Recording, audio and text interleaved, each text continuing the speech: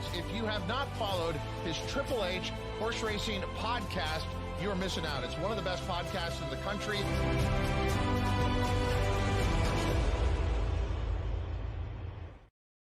Good afternoon and welcome to episode 40 of Weekend Warriors right here on the HHH Racing Podcast. Happy 4th of July, everyone. Happy 250th birthday to our wonderful country, the United States of America. What a better way to celebrate than have Weekend Warriors episode 40.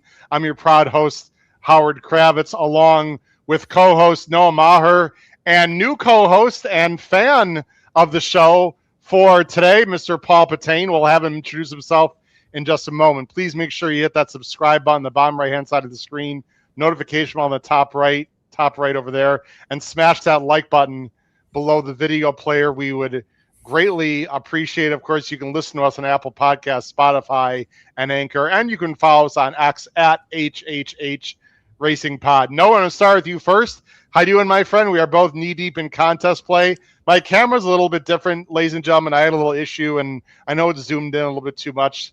It's also reversed for me. So when I point to the right, Noah, this time it's actually to the right. I'm going to have to adjust everything, but everything sounds good. You look good. How you doing, my friend?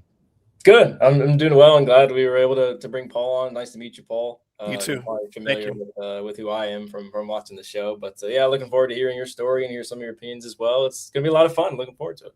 This is the other Paul. Paul Halloran better look out. He might be Wally pipped. I know Paul Patane probably knows what I'm talking about. I'm not sure Noah does. That's a little sports history there in the past. I'll explain to you later, Noah, for the youngsters. Anyway, Wally Pipp was a baseball player who replaced, was it Gehrig, Paul? I think. Anyway, and ended up playing a lot more than he was supposed to. Anyway, Paul, I said on the show Thursday I wasn't sure I'd have a co-host today, and by the way, Matt Miller is going to might join us, but he's pretty much going to be in the chat today. Just to let everyone know. And Paul, who's been active in the chat, Paul Patane at the bottom, has been active in the chat. No, I'm sure you've seen his name, and he sent me emails like, Howard, it would be, I think he said like a dream or some complete nonsense adjective or adverb. I can't remember what it was, but Paul, just a fan of the show. We would like to give people some opportunities. Paul and I talked through email. I actually heard him through a conversation on a radio show. I'm like, man, this guy will do just fine, if not better than some of my other co-hosts. Paul, welcome to the show. Why don't you introduce yourself? How are you doing today? Thanks, man. Appreciate it. Yeah, I grew up in Albany, New York, a little south of Saratoga, for you guys that know. And God, I've been playing the horses probably since I think my parents took me to Saratoga probably 88 or 89, picnic area, and then probably went to the track 500 times as a youngster, and then moved down to Tampa in 2010 and still playing the horses. Go to Tampa, go to Gulfstream. But yeah, I'm a lifer as far as Saratoga. I mean, Albany's so close to the track in New York. It's like a half hour, 40 minutes. And then I always tell people, you know, growing up in New York was pretty cool because we had OTB. It was just basically like a online TVG where you know, even if you lived in New York City, you could still watch it, but you had so much access to OTB, and it's still going strong today. So yeah, and you guys do you guys got a great podcast here. But as far as the horses go, yeah, I mean, that's a good thing about this. I feel like the spa hasn't changed much. I don't know if you guys have been recently, but it still kind of feels like the same it was. Bring your own, you know, cold beer in there or whatever you want, sandwiches, and do what you got to do. And it does really feel like it's, you know, it hasn't changed a bit. So that's cool. So. Well, we got Stinson is at the track. What's up, Stinson? I hope you're having a good day. Here's a new name, George Brooks. What's up, George? How you doing? Gary Rice, haven't seen you and your name in a while. What's up, Gary? Good afternoon, gents. Tom Espinoza's here. Happy 4th to everyone. Appreciate that. George, you know, you're speaking to the choir with that pick with Antiquarian. We'll be talking about that in just a little bit. And we got Jim Pillards here as well. Happy to free up his schedule. All right, guys, we've got rock and roll action. We're mainly going to focus on Saratoga, ladies and gentlemen. Again, if you're familiar with the show, because of copyright with Fox and everything, the only tracks we can actually show the races on is Woodbine and Monmouth. Monmouth canceled today. We're going to focus mainly on Saratoga. We will have the sound here, full sound, when the races go on. This is the first of 3 major stake races today, Noah and Paul. Let's get right to it here. As I'm going to bring up on the screen, we got the Belmont Oaks coming up. Interesting field. There's 2 Euros. Here's the field on the screen. Odds are on the right side. Abashiri for Appleby and Buick, who is a very classy Euro, 8-5 right now in the live odds, was 5-2. Second choice is Faithful Departed, the 4 at 4-1 for Grant Forster and Jose. The 10 is taking money. I'm a little bit interested in the 1. Fits right, the 7-1. Noah, what's your overall feeling on this race? And we'll show some PPs. It's not very creative, but I think this race probably goes through the Godolphin runner, Abashiri. I feel like my opinion here is I like certain aspects about her, but I feel like when it comes down to it, my opinion is more of things I don't like about the rest of this field. I just feel like this division has been a bit lackluster as of late. Not necessarily they've been beating up on each other. I know a couple of them have been in some particularly similar running lines, but when it comes down to it, there's no precise and there's no true love in this race, and it seems like she's got a bit more speed than your typical Euro. I just like the fact that Appleby's had success the last couple of years when they've done this little, Belmont stint. When it hasn't been at Belmont, he actually shipped a filly to Aqueduct that ran well, and then Cinderella's Dream, I believe it was last year or 2 years ago, came over and was obviously very good. So he's had success with this move. I just feel like this is a very, very soft spot that she's found herself in. Yeah, I talked about this horse, Paul, on the show Thursday. I know you were watching. I know she's the horse to beat. These athletes are always way over bet.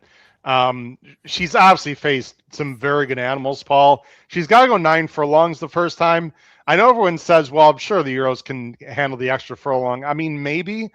I'm gonna try to take her on. I'm using her in the pick 5, Paul, but I don't know. I'm not in love with her, to be very honest. What say you about this talented Euro, Paul? For me, I'm using the 10 here. And Howard, I didn't like your 1 on Thursday when you gave out the 1. I was like, I'm not sure if I like the 1, but I went back and looked at the 1. I mean, let's be honest. Franco's on this horse. I think if Pratt was on this horse, you'd probably be getting a lower price. So I'm glad for you. But I concentrated on the 1 and 10. I wasn't a fan of any of the Euros. I'm going to stick with the 1 and 10. I thought the 1, the more I looked at your 1, I liked the 1. I mean, I thought the Appalachian was really good. See, for me, the theme in this race was the stretch out. I thought the 1's going to get more distance and the 10. So I want the 1.1 miles for both of those horses. And I kind of feel like you said about Fitz is right. I don't know. I mean, these years, I'm not really crazy about Fitz's right's form. I mean, they won the Wonder again and the Memories of Silver. Okay. I just think that I'm kind of surprised that 10's 5-1. I mean, what has the 10 done wrong? I mean, the 10 to me, he beat Tam Tam. I mean, the 10's really done nothing wrong. I mean, nope. It's pretty. I mean, what's it, 5-1 right now? And then your 1's going to sit a nice trip, and again, the 1's going to get more distance. So I was out on the 3, I was out on the 6 and the 7. I mean, you can make a case maybe for the 5, but I like the 10 better. So for me, I'm all 110 here, 10-1. But I like your 1 a little bit. You're getting a great, again, if Pratt was on the 1, you'd probably be getting 5-6-1. You're getting, I don't know, 11-1 right now with Franco on her. I think the 1's a bargain right now. I mean, my thought is if people like the 10, how do you not like the 1? Now, I know the 10 beat the 1 last time, but the 10 got a perfect inside trip. The 1 was a little bit wider. My feeling on the 1, Noah, and it's a bit of a flyer. I mean, this horse could finish 6 in this race. I want to fully admit that. I have 2 thoughts. 1, I like the Chad Rest of the 1-up, Noah, for the last 2 months. And the way, and she's a justified of a Galileo mare. I think distance will be better. She's a little more grindy. She's not she doesn't quicken. And I think the longer you go, no, these are the kind of horses you want, the ones that don't really quicken, but can sit the pocket and maybe grind it out. And if Abashiri is not as good as most people think she is, to me, if it's not the 8, it could be anyone. So why not go with a price? That's my thought here, Noah. I know you're against the 1 a little bit. I know I don't want to speak for you, but I think you pretty much feel it's either Abashiri or Many, correct? Yeah, I would. I think the other Chad would probably be, if I had to go with another one, I'd go with Fitzwright, but she got a really good trip last time. And that Chad that you like, I mean, she's gotten some pretty good trips in her last 2 as well. And I agree with you. She is a little more grindy than your typical Chad turf runner or turf filly. But I think the inside post at that point becomes a little bit problematic, because if she does find herself in the pocket, she's not one where she's going to hit a hole. She's going to need a pretty big hole and some time. Fair. To run down a leader like that. So I would almost, if I was a fan of her, I would prefer Franco to be as forward as possible. If that means being on the lead, then that means being on the lead, because clearly the distance is probably not going to be much of an issue for her. I just worry that if she gets into some traffic, she could be in some trouble. Paul, I don't know if you're a DRF guy or you're Aquabase, or I mean, there's the sheets or whatever you like to play. As you know, we're big on DRF here in the formulator. They've got the one on the lead at a relatively slow pace. They've got Imagination the Lady in second. I have a hard time believing that. I think this is a bit of a jockey's race, and speed does play well, especially on the inner turf. That's another reason why I think the one is at least interesting underneath.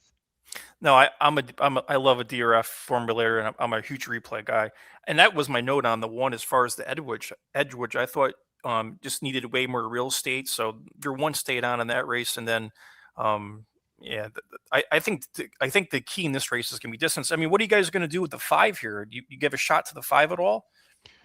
Well, I know. Was it? I think Andy 11-1. Sterling picked the 5 on top this morning. Yeah. And by the way, shout out to our good friend Jackson Muniz, who did an excellent job on Talking Horses this morning. Of course, he's out there at NYRA now. She's consistent. When she won 3 back, she did beat Imagination the Lady, but Right. I thought she got a really good trip. These last 2 have been a bit disappointing to me, but you're getting a price again. No, if it's not, I wouldn't poo-poo anyone who wants to try to be Abashiri, frankly. Yeah, I think the major red flag with her is just she's a bit pace compromised, because obviously she's pretty proven that coming from the back of the pack is what she prefers to do. But I kind of agree with Andy. He made a point this morning where if you like Faithful Departed, who got an absolutely perfect trip last time, I would much prefer this horse who was 2-3 wide the whole time, closing into a slow pace. Yeah, that might happen again, but it's baked into the price. I mean, she's 11-1 right now. Like Paul said, I think that's a better bargain than some other horses in here. We're going to do something we don't usually do on the show here, guys, and that is, at least not on our domestic shows, and that is I'm going to show the odds in Europe right now. And a lot of people are not familiar with this, and I'm going to explain it because this might look confusing, but don't be intimidated by this. This is at the races. I happen to have a subscription to it. Thank you, Davey Lane. Here are the current odds right now overseas. These are all different bookmakers. So when you see this Best 365, William Hill, Coral, these are, Ladbrokes. These are people can bet these different platforms, not here in the States. Now, obviously, guys, the Euros are going to be bet more overseas, of course, right, than they are here. So, but you see Abashiri is odds on, guys. Abashiri is 4-5, 8-11. They've used different fractions, obviously. And Imagination the Lady, Paul, is second choice overseas. So right now we see 8-5 here, Noah, and we see all the way down to 4-5. Just let people know the red colors on the screen means the horse is fading, in other words, going upwards in odds. And the blue means they're taking more money, and you see they're shortening and drifting. Anything stand out to you here, Noah, based on the Euro market? No, I mean, I don't typically follow these markets as much as probably you do, or Davey, or anybody that punts overseas. It is a bit surprising that Abashiri is as low as she is, especially, on Bet365 or some of the more notable ADWs that they use over there in Europe and stuff like that. But I think if you like Abashiri, you should probably be pretty happy with 8-5 that you're getting. I mean, I think 8-5 is honestly a pretty good price on her. And Fitzwright's a little dead on the board, Paul, overseas, but more active here. I think that's more of the Pratt angle here. Would you agree with that? Yeah. Again, the Fitzwright. I think that is the Pratt angle, but geez, the one you're getting 14-1 in some places overseas. Interesting. Yeah, 11-1 here. Yeah. I always like to bring that up because again, I'm big on teaching and learning. And I think we need to expand our horizons, Paul, not just be so centric on what's going on in the United States, because there is racing throughout the world. By the way, shout out to Davey Lane, who, if you're part of Team HHH, man, no, he was absolutely on fire this morning with betting at Greyville, which is South Africa. It was their big day in South Africa, and he tipped up some horses in the UK. Also, Davey just does a great job. We've got 5 minutes to post. We're also going to focus on some contest play, Noah. I don't know if you saw the New York leaderboard. I had a nice little hit a little while ago. I don't know where I'm standing right now, but I was in third at one point. And no, I will tell you, I'm making a big play in the next race, and I'm going to need to Dutch a bunch of things. So you're going to have to take over the show for a few minutes when we get to the next race. I think you know probably who I'm playing, but I'm not going to make it a secret. But I'm going to play it in many different ways. In terms of pick 5, the pick 5 starts here, Noah. is this a situation where you personally, I don't know if you're playing it or not, but would you just single Abashiri and then back up with others? Would you maybe spread with Abashiri, or would you try to beat Abashiri? I would probably go the single route, and if she isn't able to win, I'd probably just play the pick 4 or the pick 3, because I think she's probably you're probably going to get, like, if you don't like her all that much, I think what you're supposed to do is you're supposed to completely toss her and use some of the other logicals, because if she's bet in the pick 5 going forward like she is in the pick 3s and the pick 4s ending with her, beating her is going to be so much more valuable than the 8-5 that you see in the win pool. The problem with that is I think she's probably a very likely winner of this race. So to answer your question in brief, I would probably go the single route. I'm not going to show my tickets. I'm playing average size pick 5s for me. I'm spending about $200 total. Paul, I always use multiple tickets. Sometimes I use the ABC method. I'm playing caveman tickets today with one main ticket, a backup to Antiquarian, and then a press up ticket. I'm using 1, 4, 6, 8, 10 in this leg. I'm not singling Abashiri. I am going to press up with her. I wasn't going to, but based on the Euro market and the odds right now, maybe she is the goods. I don't know, but I'm using 1, 6, 8 here mainly in this race. What are your thoughts, Paul? Are you a horizontal player or vertical player? We got about 4 minutes to post here. For me, pick 5 player, daily double player, win better, and then the last 3 years I really start getting the tournaments. So I'm really in the tournaments now. But I still play pick 5s, but used to be a lot more into them. So I didn't play a pick 5. I was actually just going to use the 1 and 10, but instead I just hammered a pick 3. I singled the 10 here. Wow, I like it. I just did a pick 3 start of the 10 here. So we'll see what happens. If I can get Gaffalone and Walsh up here, I'll be happy. Wow. Yeah. Paul, would you, because you do like the 10, would you rather Tyler be a little bit more aggressive for the outside, or would you rather him just kind of take back and do what she's done and had success? Yeah, probably take back. I heard a couple people saying that they were worried about the post position, but they're starting the top of the stretch, if I'm not wrong. Yeah, there's a lot of room. Yeah. Again, my theme in this race is the stretch out. One's getting more distance, and so is the 10. So I'm okay with both of those getting stretched out. I just like you said, no. The pace is going to be interesting. I don't know. I heard some people say the 3 might be on. Maybe Howard's 1 will be kind of sitting close, and that's a good thing for Howard if the 1's close. With it Franco. So again, we've seen these races before in New York on the turf. You know, we look at it a million times. Next thing you know, the half's in 50. We're like, we're in trouble. So I'm kind of curious to see what happens with the pace. I'm going to put the sound on, guys. Let me know. Okay, the sound is on, but no one is talking. So when Miramati starts talking, just let me know you guys can hear it and make sure everything is good with the sound. Sam Birdwas says a 3 looks a little washy. That's the other Euro. I don't think that one has a shot. She's taking no money, 19-1. To me, Noah, I guess the board's about what I expected here. We see 8-5 at Abashiri, and then people don't know where to go. You have Faithfully Departed 7-2, Fitz Right 5-1, Paul's Source, Imagination Lady 5-1. I got 10-1 on Just Aloof. I'm not playing anything other than just using, normally I'd use her underneath, but I got too much going on. I'm saying the 1. I'm just gonna sit the way I'm doing it. Paul, are you concerned about the pace factor? Because Imagination Lady, I wouldn't say is a dead closer, but is I know there's a run, but it's she might be called a little bit wide. Are you just going to trust the horse and the jockey to get the right trip? Yeah, I mean, I like Gaffalone. This horse is off since May, so she's off 2 months. I'm not worried about Gaff in this race, so he'll be okay. I'm hoping he has a good meet, because last year I think he missed the whole meet, and he had kind of not a great spring, but I'm looking for. I know he won the first race today, but I'm hoping for him to get back into it, because I think he's a very good jockey.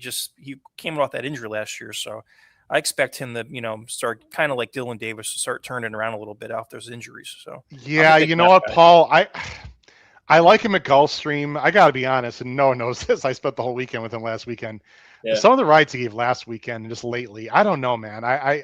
He's solid. I think he's a bit overrated. I could be wrong. I have nothing against him. Although if he went left-handed on a certain horse in the Derby, I'd have $55,000 more. But that's a whole other story. Thank God he has Safi there, because I think Safi's like when Wiz with Safi, he's okay. But you're right. If he didn't have him, he might be in trouble. Yeah. When he rides for him, he's usually pretty good on the. He's solid. I just think he's better in Kentucky and especially Florida. But the Colony is a lot deeper here. We got it says post time. They're circling behind the track again. Howard Krabs, Noah Maher, and Fan, and today's guest co-host Paul Patane. If you want the opportunity, by the way, to be a co-host on one of our shows, look, I'm open to it. Noah, we got a lot of talented people that listen and watch the show. You never know. You could become a permanent fixture on the show, and Noah knows that, you know, if you're an employee of the HHH Racing Podcast, it comes with plenty of perks and, you know, millions of dollars a week, and, you know, not exactly, but we certainly liked a lot of fun. If you're interested, seriously, folks, send me an email and we can have a conversation about that. Jim is alive to a nice double to Abashiri. That'd be nice. Again, there's nothing wrong with the sound because Miramati hasn't said anything yet, so everything should be fine. We're going to be playing off of the NYRA feed, ladies and gentlemen. Again, as we talked about this before, we can only play audio for these races. Fox has the rights, of course, to the video. But everyone at home, it's very simple. Turn on your TV, turn the sound off, and have your laptop or iPad, whatever, in your lap, and sound on. Or you can split screen or have YouTube on your TV and do vice versa with your laptop with the races. But either way, we really appreciate everyone watching. Noah, from a contest perspective, I'm sitting out this race. Are you playing this race? You know, to be specific. Yeah, well, it's no secret. I'm all into this 8. Wow. I like it quite a bit, and just seems like a pretty logical spot. Approaching the starting gate. You guys hear that? Yeah. Did you guys? Yeah. Okay, good. Wow. And you're playing the NYRA contest only today, Noah? Is that right? Yeah, just in I got to support my boy Jackson, you know. I actually just signed up for NYRA bets yesterday. So hey, congratulations. You'll enjoy it. Wow. So Noah, good luck. I'm against Abashiri from the price standpoint, but from a contest standpoint, Paul, I understand his rationale.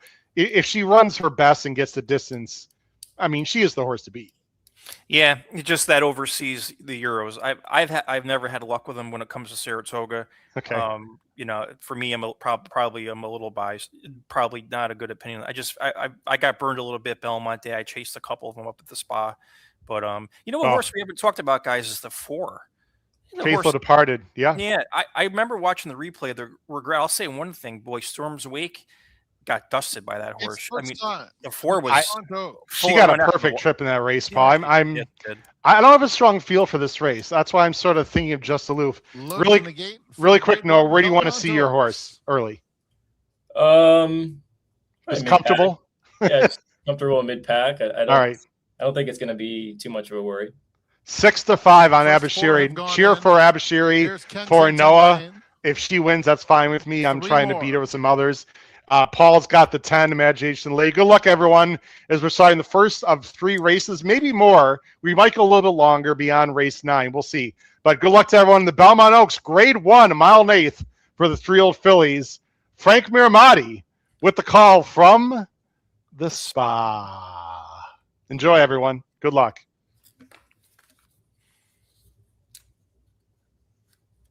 One more left to load, looks like. Imagination the lady. The last one to load.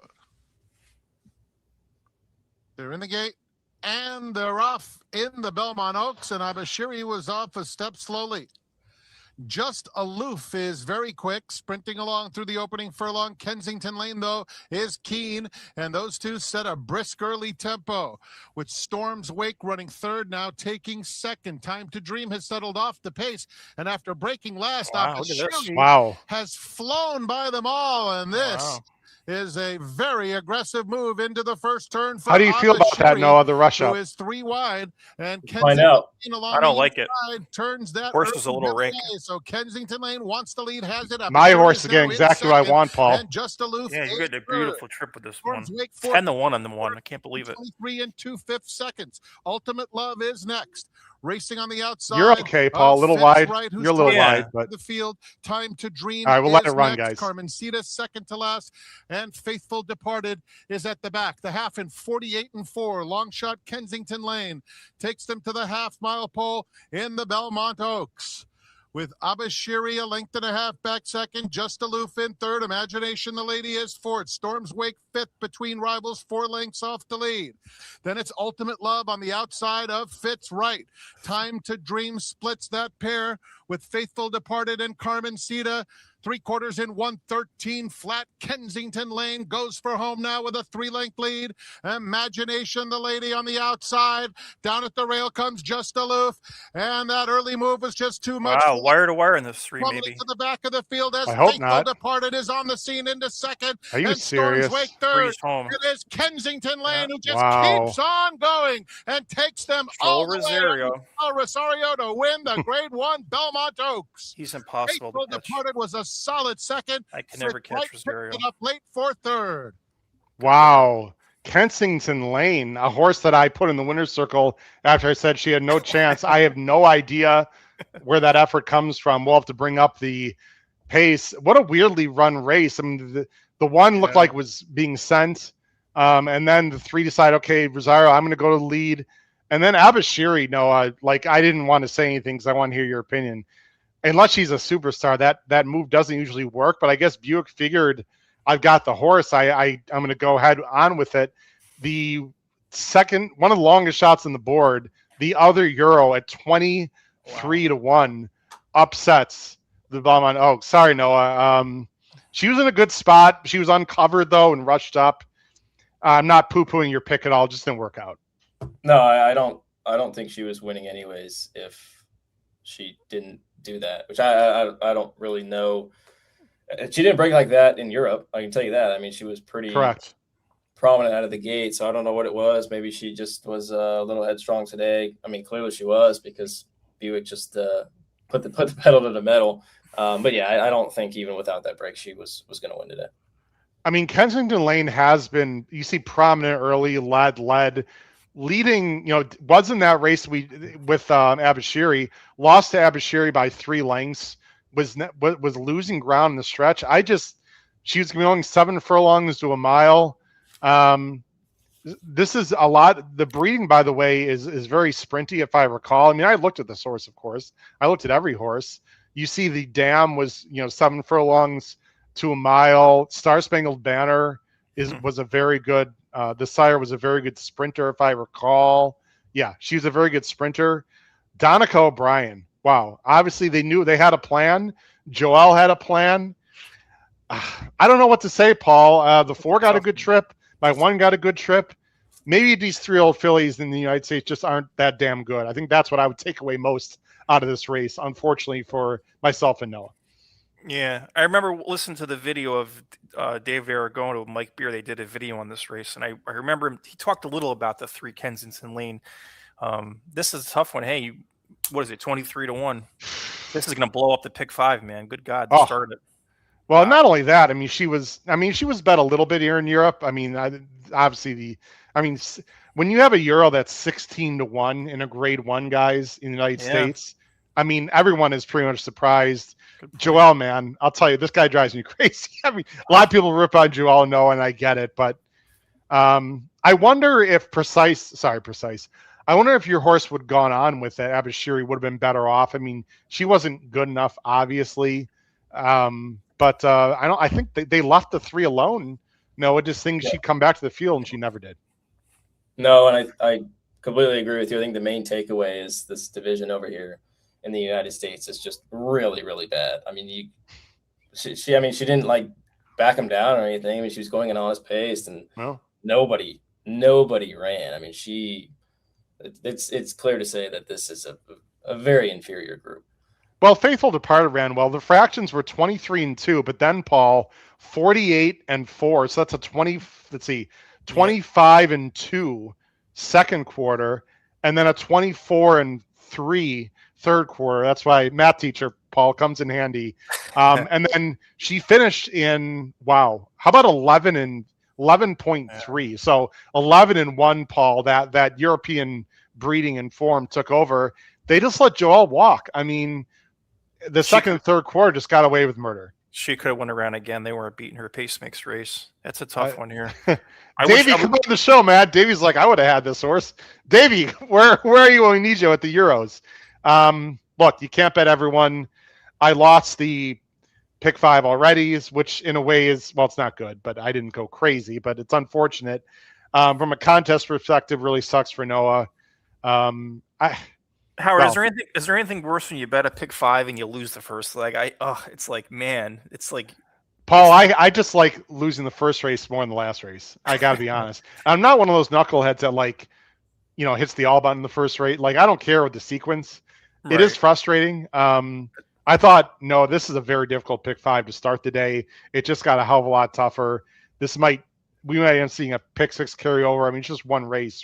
We'll see. Going forward, Noah, and by the way, I know it's hard for you because you just lost the contest. We appreciate being, so mature and being a deal with it. I know inside you're pissed, and I would be too. Fitz Wright, by the way, got a really good trip. I mean, some horses got good trips. When this horse accelerated after the middle quarter, it was just over. Yeah, if you're going to ask about going forward, I would look to other fillies that are maybe improving or lightly raced, because I think there's obviously some very good races for these 3-year-old fillies like the Lake George and the Lake Placid further down the line and as we progress into the summer. So if you've got your typical 2-start, 3-start filly that's getting better and better with each start, I would take a chance with them, because what I saw from this group was no bueno. Can you talk about Buick and be as fair or unfair or kind? Or, I mean, look, he's one of the best riders in the world. There's no doubt about it. The horse usually breaks well, and you wanted her a little bit forward. I think his thought was I don't want to be ranking behind horses and steadying. And he felt like she had run, and you could tell that Joel was putting the brakes on there going into the turn, right, Noah? And the pace was already slowing down. So I understand the logic, but it clearly didn't work out. We'll never know what happened if usually the Euros need cover. I don't know your thoughts. You said going into the first turn, you weren't sure what to think. Yeah, well, the problem is when you do what you said, you're probably going to run out of gas anyways, because the filly would have exerted all of her energy just fighting William Buick. So if you have her in last, then I would rather do what he did. Maybe take your chances, and maybe you are that good. Clearly she wasn't, but I would rather do what he did than obviously she broke last. I wouldn't want her to be, in a complete chokehold last going around the first turn and down the backside, especially with the pace that they ended up running into. The weird thing though, Paul, is I didn't feel like she was rank. I felt like Buick would just had intent to go to lead no matter what. That's my only. I guess it's silly for us to criticize a guy like Buick, Paul, but look, we're allowed. We've watched thousands of races. We're allowed to talk about, jocks and their ride. As good as Joel's ride was, I didn't think she was rank. I just maybe Buick was higher on her or thought he had more horse than he actually did. I think that's my main takeaway there. Going back to Joel Rosero, is he going to be here full? I know he moved out to California, but is he going to be at the spa this summer for all 46 days? No, okay. No, he's going to be at Del Mar, right? No. Yeah, I believe so. All right. Yeah, very interesting. People are like, good. Send him back to. He's tough. To Del Mar. Mr. Goldman's in the chat, live in the pick 3. Whoa! Wow. But need my pick in the next race. All right, good luck. This is from Davey Lane, who would know better than anyone. He said Buick is out of form. His barn is also out of form. Look. Godolphin did okay at Royal Ascot, but they've been struggling. Godolphin is really good everywhere, obviously.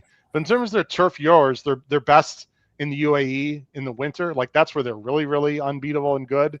And other places they're very good, but not maybe a bit overrated. I don't know. Howard, remember a couple of years ago, like 2-3 years ago, I remember Buick had an unbelievable summer at the spa. He brought over a bunch of horses, and Appleby and him were really doing good. I want to say it was like 22 or 23. I feel like the last couple of years they haven't been as hot, but he had that one summer where he was winning a lot, and all the horses were paying like $6, but they were winning easy. Yes. I mean, they have a great facility called Green Tree, Paul, as you probably know. It's an amazing facility there. And we talked about it on the show. I'm not going to pat myself on the back because I didn't have the winner. I love Price being my guide a lot, and anyway, it just didn't work out. But we'll go ahead and move on to the next race. Now, at some point in the next 20 minutes, I'm going to have to go off screen for about 3 or 4 minutes because this is where I'm taking a stand in the contest. I'm not going to go all in. I don't think I need to.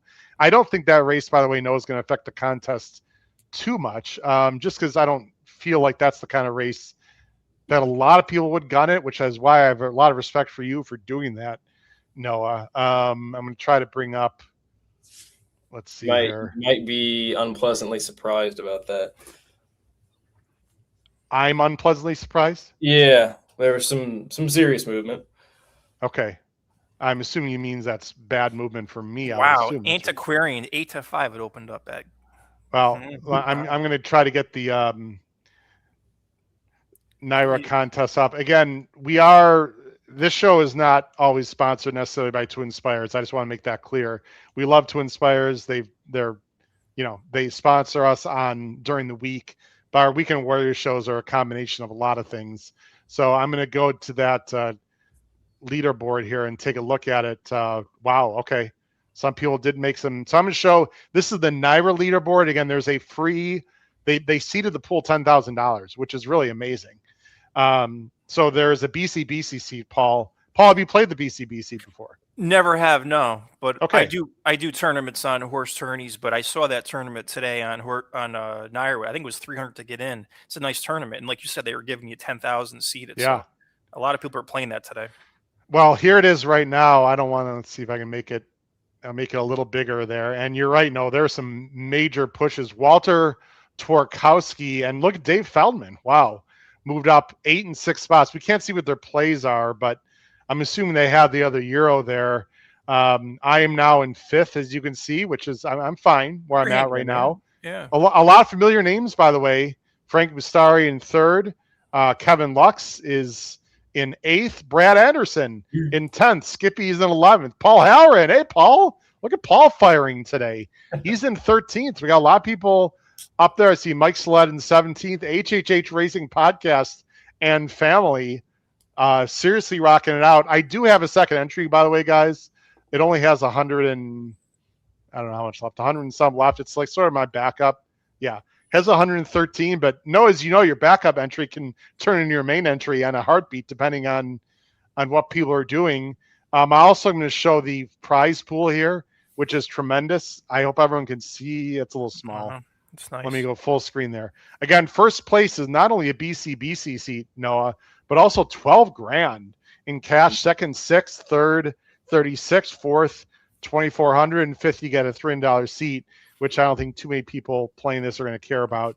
So I think people are mainly going for 4th and higher. Your thoughts quickly, Noah, on what you see with the leaderboard and what it might take going forward.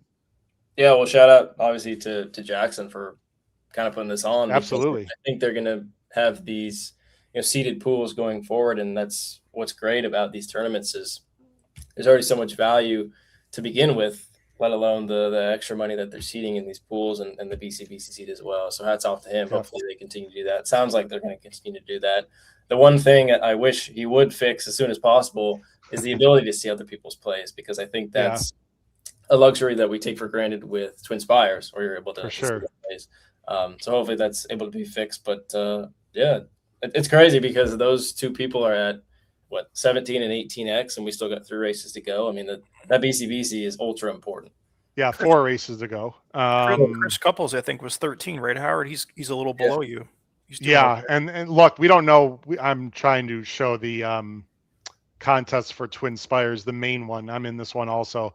92 entries. Here's what that looks like right now. We see a lot of familiar names for our good friends at Twin Spires. This is a qualifier to get into the Saratoga Summer Betting Challenge. It's a $3,500 seat, Paul.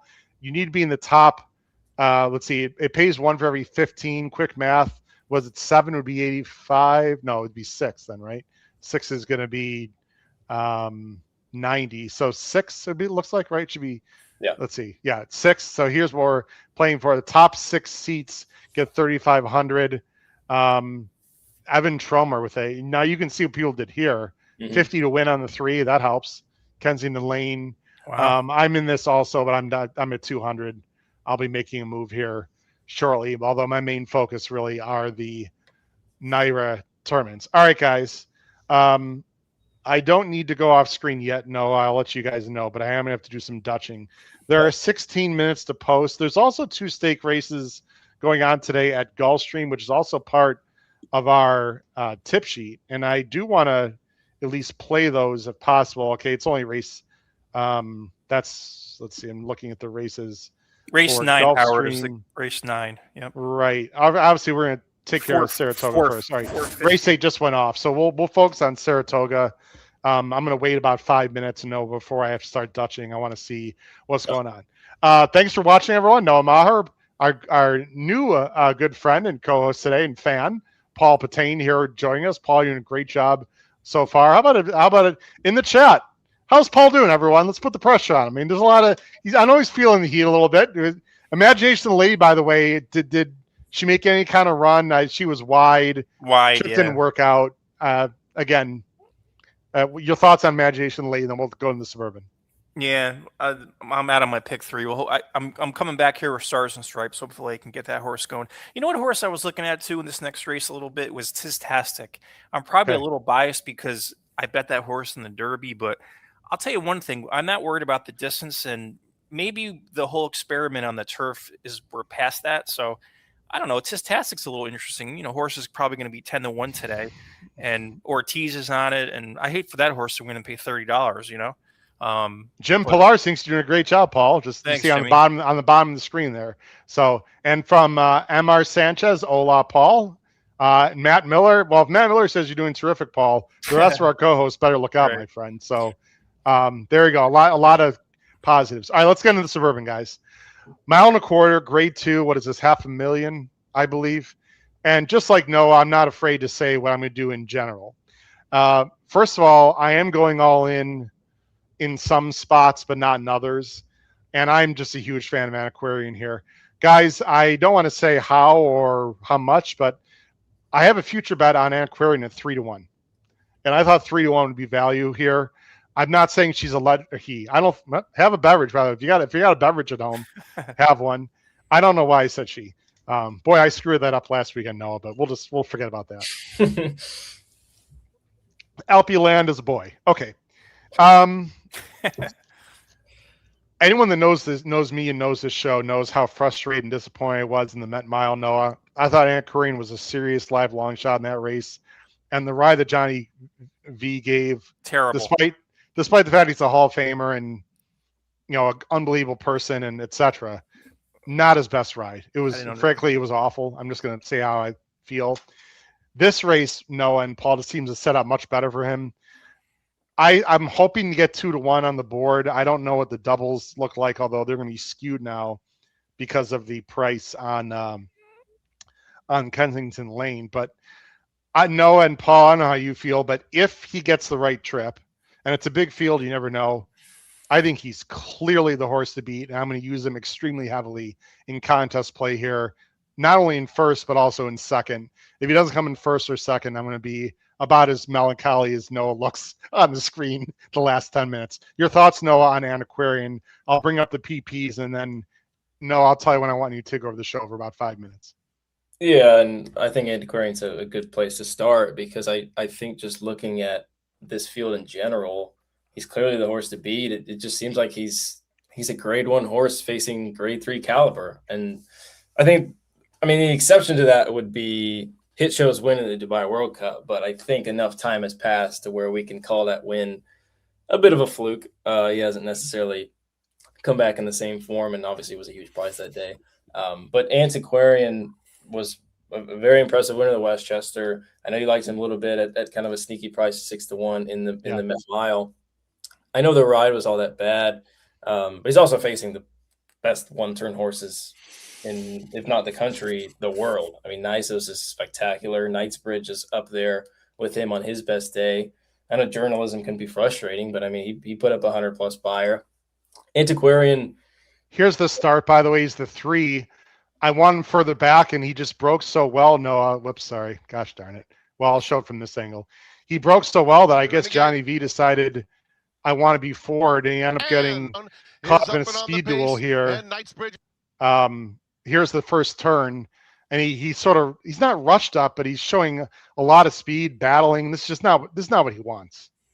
Yeah, well, it was a bit puzzling because you would expect, if anyone, to make the show speed and take back type of ride would be Antiquarian.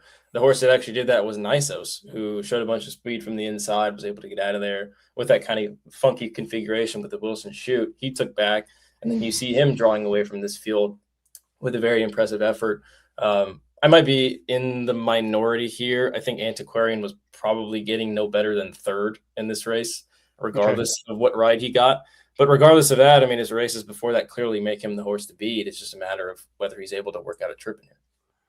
Yeah. And I think, Paul, I don't know how you feel about his best distance. I'm not sure what his best distance is, to be very honest, but I don't think it's a mile, even though I thought he could win that race. I think he's best going 9 or 10 paddles. That's what he gets today. Yeah, I'm against this horse today just because, the horse was 1 for 5 the distance. I bet this horse, I was telling you the other day, I bet this horse in the Met Mile. I just was disappointed. And the thing about this horse is I kind of know who he is. I kind of know who Phileas Fogg is. Hit Show is a 6-year-old. I kind of know who he is. The reason why I was going with the 9, I like Stars and Stripes just because he's a 4-year-old. This is kind of an acid test for Stars and Stripes today. The horse he's 6 for 7 in the money. He's progressing. So for me, I'm all over the 9 here. I just want to see if he can pass the test and keep improving. I didn't think the 10, I thought the 10 was too cheap. I have no problem with the 7, but it's hard horse for me to bet. He's got a lot of, he's 8 to 5. I didn't like the last race, and I'm not even sure, like you said, Howard, if this is the best distance. This probably, I'm not sure if this is 7's best distance. And I think Phileas Fogg is kind of really hurt that horse a little bit today. And then you got to throw in Forge Steel and the 1. So I think there's a hot pace here. So that's why I landed on the 5 or the 9. I'm on one of those two. Can you comment on Stars and Stripes late here in the last win at Keeneland? It was a little bit goofy. I thought he was going to blow by, and he didn't. I'm a little discouraged by that, but I guess he's still a work in progress, Paul. Yeah, he was. I don't know if you want to say he was on his wrong lead, but he swapped leads a little bit. But yeah, he did. This horse is improving, though. I mean, a year ago in July, this horse would have won by 10 in the slop, and here we are now, and we're in the Suburban. So I think Mott and Connections got to be like, listen, hey, we're 6 to 1 in the Suburban right now, and I guess Hit Show. What's Hit Show right now? Hit Show is 6 to 1. That's a nice price, but I'm not sure if I love the blame. But I'm also hearing a lot of people say, Ortiz didn't give him a great ride. And I know Franco's on him today. That horse can win today. I just like the 9. I know the Stars and Stripes on July 4th is kind of a connection there, but to me, the 9 jumped off the page. But the one more time, I just want to say it's fantastic. This horse is just what a weird horse. Is turf and Kentucky Downs and Kentucky Derby, but I like its last race, and here we are 8 to 1. So if the pace heats up and this horse is live, maybe this horse will be coming late. You get a Musin and Ortiz, and I'm a little biased because I bet this horse in the Derby, but I want to see a closer win this race. So I'm on the 5 or the 9. In my tournament, I picked the 9, but it wouldn't surprise me if the 5 won here. But I know you need the 7, Howard. So you're 7, can definitely win, but 8 to 5 is hard for me to bet that horse at those odds. Yes, I would agree. 8 to 5 seems a bit low. I'm not going to certainly question that. Noah, here's what we're going to do. And I literally, guys, this is my whole day pretty much. So I'm not going to apologize for going off screen for a few minutes. No Plus problem. Noah will do a better job than I will anyway. So Noah, I'm going to leave this on the screen. I know you can't control the PPs, right? You can't, because I'm hosting. Well, or can you go to the PPs? I have my screen shared if you want me to bring that up. I'm going to let you handle whatever you want to do. I need literally about 4 minutes, I would say, guys, to do some Dutching and play some bets in the contest. So Noah, you're going to take over for 4 minutes. I'll be back. Just obviously keep an eye on the time, but I will definitely be back before the race starts. And you can talk more about this race and bring up PPs if you'd like. So Noah and Paul, take away with some other horses that we have not talked about yet, guys. All right, cool. Noah, who do you like in this race? I like the horse that you like. I like the 9. Stars and Stripes, which is perfectly fitting for July 4th. I mean, maybe that's the reason why it's 5 to 1, but I think he's probably 5 to 1 just because people are attracted to the typical Bill Mott progressive types. I mean, he's gotten better with every start. And I think last time was almost a bit of an acid test itself, in which when he tried the Dwyer and went off of Lasix, boy, was he bad. So it felt like going in to the Ben Ally at Keeneland last time, it was like, whether he was going to be able to handle that switch off of Lasix for the second time. And I thought he passed it with flying colors. I don't think this is a horse that's going to be distance compromised at all. I think Junior's probably going to want to get him a little more involved in the race, and I think that outside post is definitely advantageous for him. And like you said, he's just a horse that's getting better and better with horses that I've seen what they are and what they've kind of become at this point. This is a horse I think with clear upside. Absolutely. You know, it's interesting too because I'm not using Hit Show today, but it's funny because you see again last weekend how did Magnitude paid Magnitude last weekend paid what 716. What a gift that was. But this Hit Show ran against Magnitude a few times. And the one thing about Magnitude about Hit Show is he's coming into this race with a lot of nice works. 59. He's got a nice. He's working well. He's not for me today. But I mean, he's 6-1. I think this horse. It's a, you know, maybe we should forgive his blame a little bit. It was off to Dubai. He did have traffic. You get again. Maybe it's the Franco factor. It seems like when IRAD and Pratt are off, and you get a different jockey, you get better price. So if this horse paid $14 right now, you know, God bless anybody who bets him because you're probably getting a. I mean, 6-1's nice in this horse. He's not for me. I know a couple people. I heard a couple people this week make cases for Original Sin. He came out of that same blame race, but he was just. I don't know. He's just. I feel like he's a little cheap, this horse. But what's he going off? He's 10-1. Okay. Yeah, and I agree with you. I think he's got a similar profile to the horse to his inside, but like you said, I think he's probably a little bit cheap at this point. I'm not sure he's as classy as the 9 or some of the other runners. I want to talk about Tistastic for a little bit because you had mentioned some positive things about him. I want to talk about the pace scenario in a second, which it looks like, at least on paper, is going to suit him quite well. And I keep going back to the fact that, I mean, Steve thought he could get a mile and a quarter in Kentucky Derby. Why can't he get a mile and a quarter today? Absolutely. He's a funny horse. I remember watching some of those races that he had that Kentucky in the Nashville at Kentucky Downs, and who knows? Maybe, I mean, he's a 4-year-old now. Maybe he's going to get better as he gets older. I do like his last race, but I'm kind of happy to see this horse. Hopefully they keep him on the dirt. He's just such an oddball horse. Who knows with him? But he's at a Tis the Law, who I loved, Saratoga stable horse there. So, this is a really good race, man. I mean, I feel like the Suburban the last couple of years this is a really good. There's a lot of horses here. I mean, I didn't like Forge Steele's Gold Cup just because I know he didn't beat anybody. It was a terrible grade 2, but I mean, the horse, you know, the time was good. He won for fun. But the problem with him is there's just going to be so much speed. And, you know, Phileas Fogg is another one. I haven't heard a lot of people making cases for him, but I know that Stymie doesn't look good in the February race, but he's got a lot of speed this 6. So it's a tough race, man. This is a tough race. That's why the 7 for me just wasn't a play, because I need more value in this race. And I know the 7, I figured he was going to be this low. I like the morning line that David Aragon made 3-1, but wow, everyone's bet this horse. Horse is 8-5 right now. He's getting killed. Well, let's talk about said pace scenario for a second, because it seems like Forge Steele's probably got his hand forced from the inside. I mean, I know that's his preferred style, but down to the inside, I would think Pratt would definitely be pretty aggressive from there.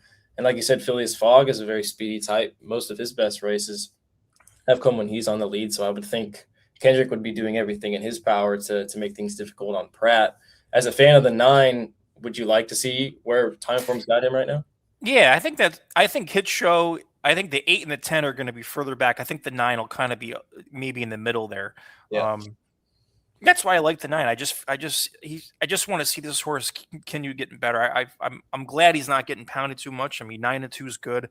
I like the morning line by David here, and this is a good little horse for her. I like the progression on him.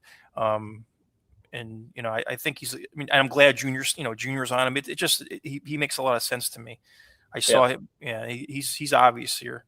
I think if I was betting antiquarian like Howard is, I would want him closer to the pace rather than further back from the pace, because I think with all the horses that are going to be fighting for early position, I think in a weird way, the ride that he was given last time was detrimental to his effort last time, but I think it was beneficial to his effort today, because we know that if Johnny needs to, he can be as close as possible. Because, you know, horses outside of the 2 and the 6, like the 1, like the 9, Tyler's probably going to want to get some position from that outside post 10 as well. I would think Johnny knows that he has a good deal of speed under him, because, like I said, I mean, those one-turn horses last time, not only are they good, but they're very, very fast. And the fact that he was on the lead just shows that he's got pretty good amount of speed in the tank, at least early on. So if I was a fan of Antiquarian, I would prefer him just being right behind the 2 and the 6 versus like in the spot that they've got on the screen with maybe Hit Show. Because I think that might be a bit detrimental when it comes to making that move around the far turn, whether he has that late kick and whether he's able to work out a trip from all the way back there. You make a good point. And, you know, the one thing about this Antiquarian, too, is, let's be honest, he did go against Nisos. I thought Knightsbridge that race ran really good coming from Gulfstream. But, I mean, it was a really tough field, so I'm probably being a little too hard on him, despite Johnny V kind of gunning for the lead. I just thought he was going to be a little more patient. But, yeah, I'm, you know, again, he's a nice horse, this horse. He just 1 for 5 at the distance scared me a little bit. You know, I remember this horse, you know, against Dornoch in the Belmont. So, I mean, high hopes for this horse. And I remember his Peter Pan. So he's interesting. But just that price is tricky for me right now. Time in a minute. You guys hear the sound? Okay, great. All right. Appreciate everyone. I've got 3 different contests here, Noah. So I'm sort of, to be very honest, no disrespect at all to Twin Spires, who I love. I'm using the Twin Spires contest a little bit as a hedge, Noah, against the NYRA contest, just because if I'm right in NYRA, it could be a $10,000 score for me. If I hit this race, Noah, I'll be right near the leaderboard at the NYRA contest, and I did not go all in. So, by the way, we got Oldie. What's up, Mike? We got Mike. Hello, folks. Howard will be happy to know I hate the 7. Well, Oldie's not a big fan of chalk usually, so I get it. Hate is a very strong word for this horse. I don't quite understand hatred. I don't like 8 to 5. Well, let me put it both ways, guys. I like 8 to 5 because that gives me confidence. I would never bet a win bet at 8 to 5. In fact, on the show, I said 2 to 1 is the least I would do. I did single in the pick 5, which I'm out of. I don't care about that. I'm not going to start a pick 4 with this horse. I'll probably play a late pick 3. Without saying specifically what I did, I have an Aquarian on top in 75% of my bets, guys, in doubles and exactas. So if I'm wrong on the exacta, I can get the double, vice versa. I do have an Aquarian. Actually, I don't. I have 4 other horses, Noah, in doubles into the next race, singled. So I have a 4x1 double without Antiquarian also as a bit of a backup. So if Antiquarian loses, I'm not going to throw anything at the screen, Paul.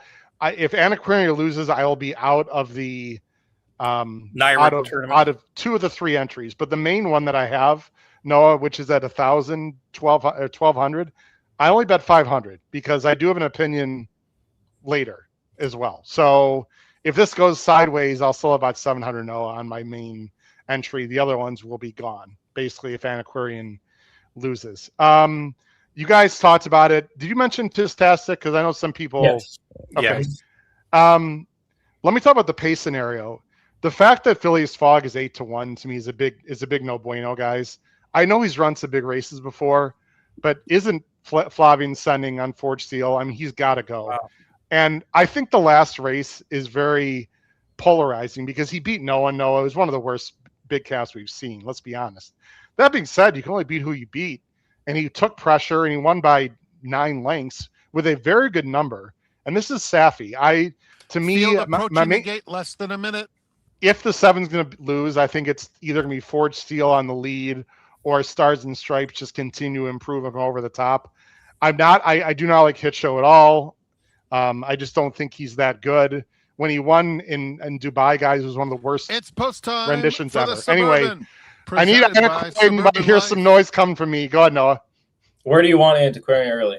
Mid-pack. I want him to break well. I don't want him wide. There's no reason for him to be up close in this race. I'd be shocked if he was. You got to sit. I want a mid-pack sitting. I don't want him in last. I don't think he'll be that either because he has more tactical speed. In fact, just follow the 6 out of the gate, Noah, and just take back and get over. Even if he's a little bit wide, I don't mind, to be honest. Yes. I want him in the clear, Paul, and Noah with a fair chance. So come on, Antiquarian, do it for me. I also would like him underneath with another horse I don't want to mention or a few other horses. But good luck to everyone. The Grade 2 Suburban live on the HHH Racing Podcast. Over 500 people watching right now throughout the world, mainly to not listen to the races, but listen to Paul All right, Patane Greg, there's at the bottom of the Greg's screen. taking up his Thanks, Howard. original Good sin luck to everyone in the for Suburban. Here we go, Calumet guys. Farm. And the last one to load Come on, Johnny V. Give me a Hall of Fame is ride. Obstacle. Oh, the Cheez-Its are out. You're in the gate. And rough in the Suburban, presented by Suburban Life, and the favorite Antiquarian stumbled at the start. Phileas Fogg began swiftly and Okay, I goes didn't want him straight in to last. the front. Ford Steele will concede the early pace, and He Yo wins Daddy this, he's comes tons away the in best, third. guys. Classicist is fourth in the early going, and Unbelievable. Stars and Stripes racing in between horses has 4 lengths to make up as they enter the clubhouse turn. Hit Show is down on the inside. A 4-wide Obstacle has about 8 lengths to make up. Antiquarian and Tiz-tastic are next. And at the back of the field, Original Sin, Parchment Party is Now the he's in trailer. between. If 23 he and wins this 4 race, for guys, he's Phileas tons the Fogg, best. looking to repeat, and he has the lead to himself. Yo Daddy moves into second. Ford Steele will track from along the rail in third. Then comes Classicist in fourth. Hit Show advancing through a half that went in 48 and just under 3/5 of a second. Stars and Stripes with the yellow cap is on the outside of Antiquarian.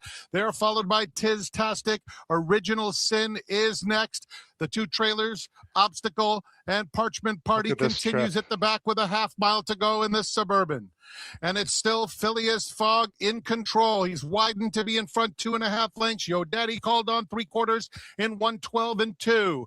Ford Come on, Steele Johnny is V. in You got to go third. right now. Stars No, and I didn't Stripes have it. trying to make a bid while covering a lot of ground on Come the on, inside. Junior. He puts his Keep head this in 9 the foot. going. Hit Show is down at the rail. Classicist, Antiquarian in between those two I as don't know they if they're going reach to catch the the top 6 of the hour. stretch. And 6 might be Phileas going. Fogg is the one to catch. Wire Ford to wire. Steele will angle out and try to run him down, but Phileas Fogg still full of run in Yep. mid-stretch, and He's he's going. widened. It's now 5. It's now 6, and it's lights out in the Suburban for Phileas Fogg under Kendrick Carmouche, Good ride. widening with every stride. A 1-horse race.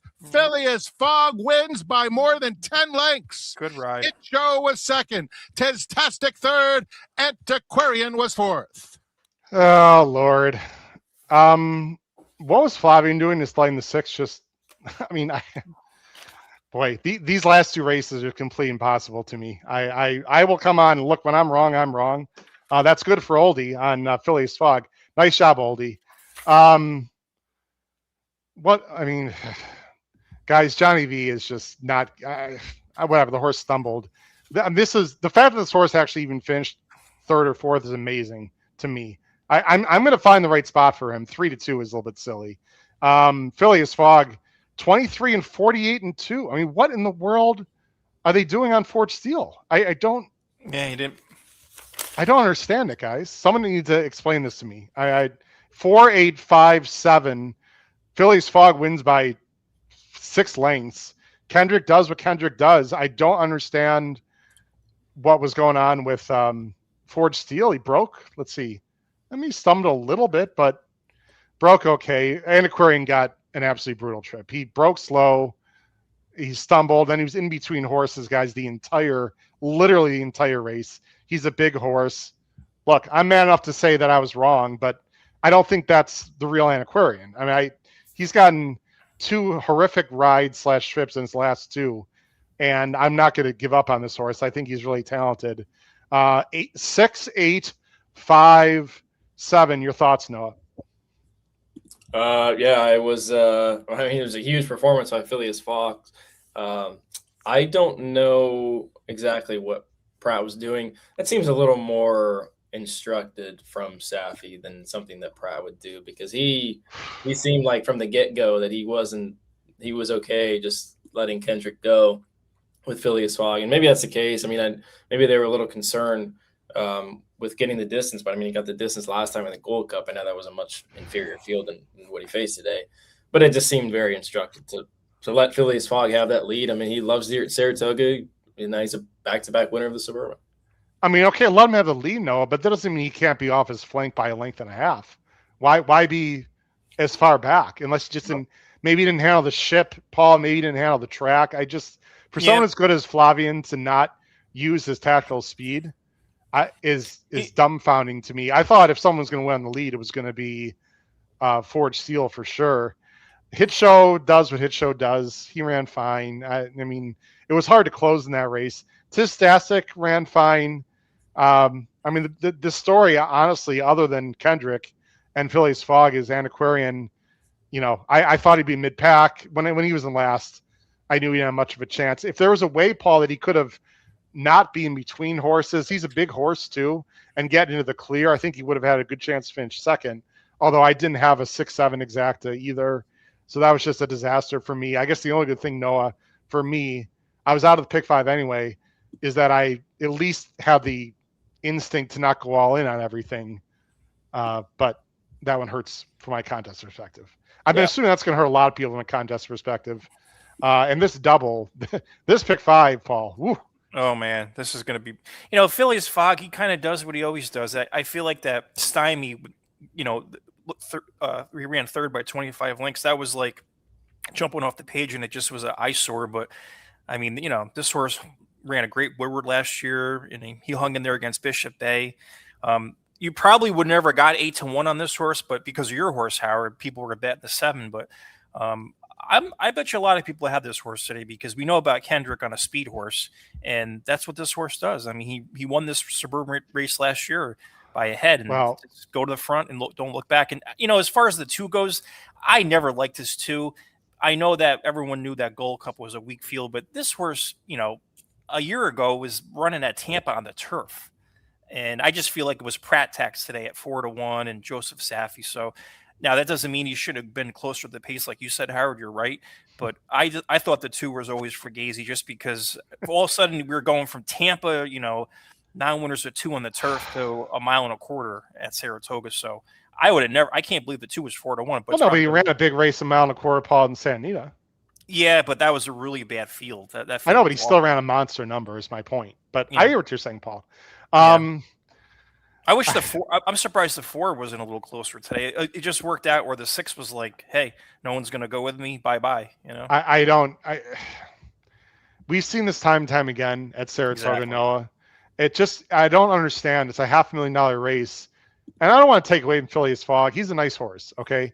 But Noah, he got away with 48-3 on a fast track in a $500,000 race. I just, I'm very happy to bet against him in the right scenario. Again, Hit Show, that was a total clunk up for second. He's going to be over bet next time. Tistastic is probably a horse you want to consider going forward. Antiquarian, look, people want to crap on me, that's fine. I mean, clearly he didn't get a good trip. No, it's not like he got a good trip and didn't fire. But just like your horse, just the best horses don't always win. What are you going to do? Yeah, that's 2 bad breaks back to back for both of us. That's pretty painful. I'm curious to see what happens with the result in race 10. I don't know if we're going to get that far. I have a weird feeling that this inside still might be good because Phileas Fogg ran a big race on the rail. Both the 2nd and 3rd place finishers were on the rail. Hit Show was scraping paint. Tistastic was on the rail for most of the race. And even the 2-year-old that ran earlier broke from an inside post as well and ran a big race. So I'd be curious to see what happens with race 10. But I think it's a little more fair in terms of whether where winners come from, whether it be on the lead or coming from a bit off of it. But I still think the rail might be the place to be. Good point. Yeah, I think it is more fair, but you're right. I'm just texting my good friend, Mr. Kunzel, because he is a part of my contest entry, and he wants to know exactly what I did. So I got to send that to him. I'm a little lost for words. Paul, I don't mind. Look, this is a brutal game. We all know that. I was having a very good day up to that point. Humbling game. It's a very humbling game. This might sound arrogant. I have no problem with what I did. He didn't get the right trip. We'll never know. If he breaks in his mid-pack, I don't know if he runs his horse down because he got loose, but we'll never know, guys. I mean, he didn't fire his best effort. I mean, he ran 104 and 108 last year, going 2 turns, especially ran well at Saratoga. So, from Oldie, no one should be crap on you. You took an opinion straw and it was wrong. Happens to all of us. God knows I'm wrong all the time. That's the game we play right now. You got to take your stands and go for it. I'm not going to sit here and have soft opinions. So, Ed wants to know, why do I need investors in bigger tourney entries? That's fair, Ed. I don't usually have investors, but with my closest buddies and friends, if they want a small piece, it's more fun, Ed, to have other people involved, to be very honest. But I don't usually have investors. I'm usually solo. Plus, it was only $3. I mean, only $3 per entry. Okay, guys. Well, I believe we're going to go to Gulf. How much time left to Gulfstream Race 9, guys? So that is a stake race. Or did it go off already? Might have gone 0 off. minutes. What's that? 0 minutes. Okay. Let me switch to Gulfstream, guys. They got a nice stake race. I'm going to try to show. Let me see what's going on here. Give me a second, everyone, as we detour. They're going in the gate, Howard, right now. Are they going to the gate? Okay. Yep. Gulfstream, this is the Soldier's Dancer, everyone. Everyone can hear this? Whoop. Hold on. No sound right now. I like the 8 quite a bit here, by the way. I'm going to go 8-4-6. You guys can hear that? Mm-hmm. Yep. Okay. Good luck to everyone. Racing and the Soldier's Dancer handicap. Good start. From between horses, Tank was first into stride and reaches out for the early advantage. Down at the inside, Tomasello has speed. Indecisiveness looks to work over. Nemo into the top 3. And from between horses, it's Layabout. Down at the inside while racing second last is Miss the Cut. And the early trailer is I Know. In the run to the first turn, Tank has the lead. Layabout off heels went into Gran Oriente. So the favorites are wide around the first turn. Roughed up 4 and 5 deep. Although Hughes takes a rein-full of Gran Oriente to back off. Layabout marooned 4 wide. 23 and 2 for the opening quarter. The leader is Tank. Tomasello on the rebid from second. I don't know the odds, but the 8 was a tip sheet play, everyone, for me. Gran Oriente. 6-5. 8-5 I see now on the screen. Layabout still on. Oh, you're right. Way out wide. 2 back to Miss the Cut, and the trailer is I Know. Layabout, by the way, is Keith Asmussen for being Cone. I wonder why. Leader is Tank, in front by half a length. Might be a family thing. And Diego Herrera poised to strike second, 3 wide. Indecisiveness is now third, patiently handled between horses, Gran Oriente. Layabout being asked the question, but he's giving the wrong answer. At the rail, it's Nemo looking for a way. Gran Oriente gets out, it's over. I think it's over, guys. Trying to feed him some racetrack. Meanwhile, should be Hughes over. just fed racetrack to Gran Oriente, so Miss the Cut's going to look for room behind him. Off the turn and the stretch drive, Gran Oriente striding forward now to take over the lead. Up on his outside, Miss the Cut tries to get into second, but this was a nice kick. One for fun. Nice pick, Howard. Good for your tip sheet. He's a winner. Okay. 8-4. Didn't I say 8-4-6? 8-4-3. I was wrong, Paul. It was 8-4-3, not 8-4-6. One easy. Gran Oriente is a horse, no, you should know. He's run on the West Coast before. Yeah. He's I can't recall who's taking over the training now, this horse. I gotta look it up. I think, is it Safi? I think. Yeah. It is, yep. I'll tell you what. I know it's Gulfstreams the summer, no, and we're gonna get back to Saratoga, everyone. This horse has turned a corner. He's able to rate now. He's getting distance. I'm not saying he's a 4-star Dave horse. I would like to see Safi take this horse out of Gulfstream this summer and go somewhere else. I think he's pretty good, guys. Actually, I can show the PPs real quick. Let me get those up. Congratulations, anyone who had Gran Oriente. Gran Oriente. Okay, it's not nothing crazy, 8-5, but that was a price play, spot play for us on the tip sheet. For those of you who get our Saturday regular tip sheet. So congratulations to Gran Oriente. Let's just quickly talk about this horse. Really nice ride, by the way, by Hughes. He was wide. He tucked in. I don't like Keith Asmussen in turf races, and without being completely disrespectful, I think he's fine. I don't know. Here's Gran Oriente, a horse you know from the West Coast, Noah, who is now going long on the East Coast and doing it nicely. Yeah, I mean, his first start in the States was in the Breeders' Cup. I know he was 115-1, but clearly it had some expectations. Had a couple wins on the West Coast, including one 2-back going 9 furlongs at 30-1. Blew up the board that day. Probably not going to get anywhere close to that price on him going forward, especially with the effort he put last time in the Mr. Steel and the one we just saw. Maybe it's just taking a little more time to progress and turn out to be what they thought. I mean, any chance they go to Del Mar? I mean, I don't know why Safi would go to the West Coast, but he's not 4-star Dave quality. You find a spot for him somewhere, maybe at Ellis. Or, I mean, I don't know. I mean, I think you take him out of Gulfstream at this point and run in a graded stake. Do you agree with that, Noah, or just keep him down there, let him keep winning, and wait till the fall and wait till the winter meet and maybe can do some more damage and just stay down there? I mean, I wouldn't be surprised if they just keep him down there. He's probably just maybe a cut below some other company lines if he were to go to Saratoga or Ellis, but I don't see why they wouldn't try it. I mean, he will probably get a similar number to what he got last time. 95 is good enough to compete with, some high level allowance for listed stakes in other places. That was race 8 at Saratoga just ended, right? Okay. Here's the updated leaderboard. I probably shouldn't say this, Noah, because there's hidden money, but I already said it. The cat's out of the bag, so I just like it is what it is. This is after race 8. Mark Racenstein moved up 6 spots to 3,900, 36, 33, 17. Look at Nick Tamro move up 51 spots. He liked Phileas Fogg, obviously, or I would assume. I'm in 7th. That's misleading. I'm going to move down, but I do have plenty of money still. In fact, let me just double check. Yeah, I don't want to say what I have, to be very honest, because I don't want to tilt people in the contest and whatnot. And just, I don't think I should be saying it, guys, but I do have a bunch of money still.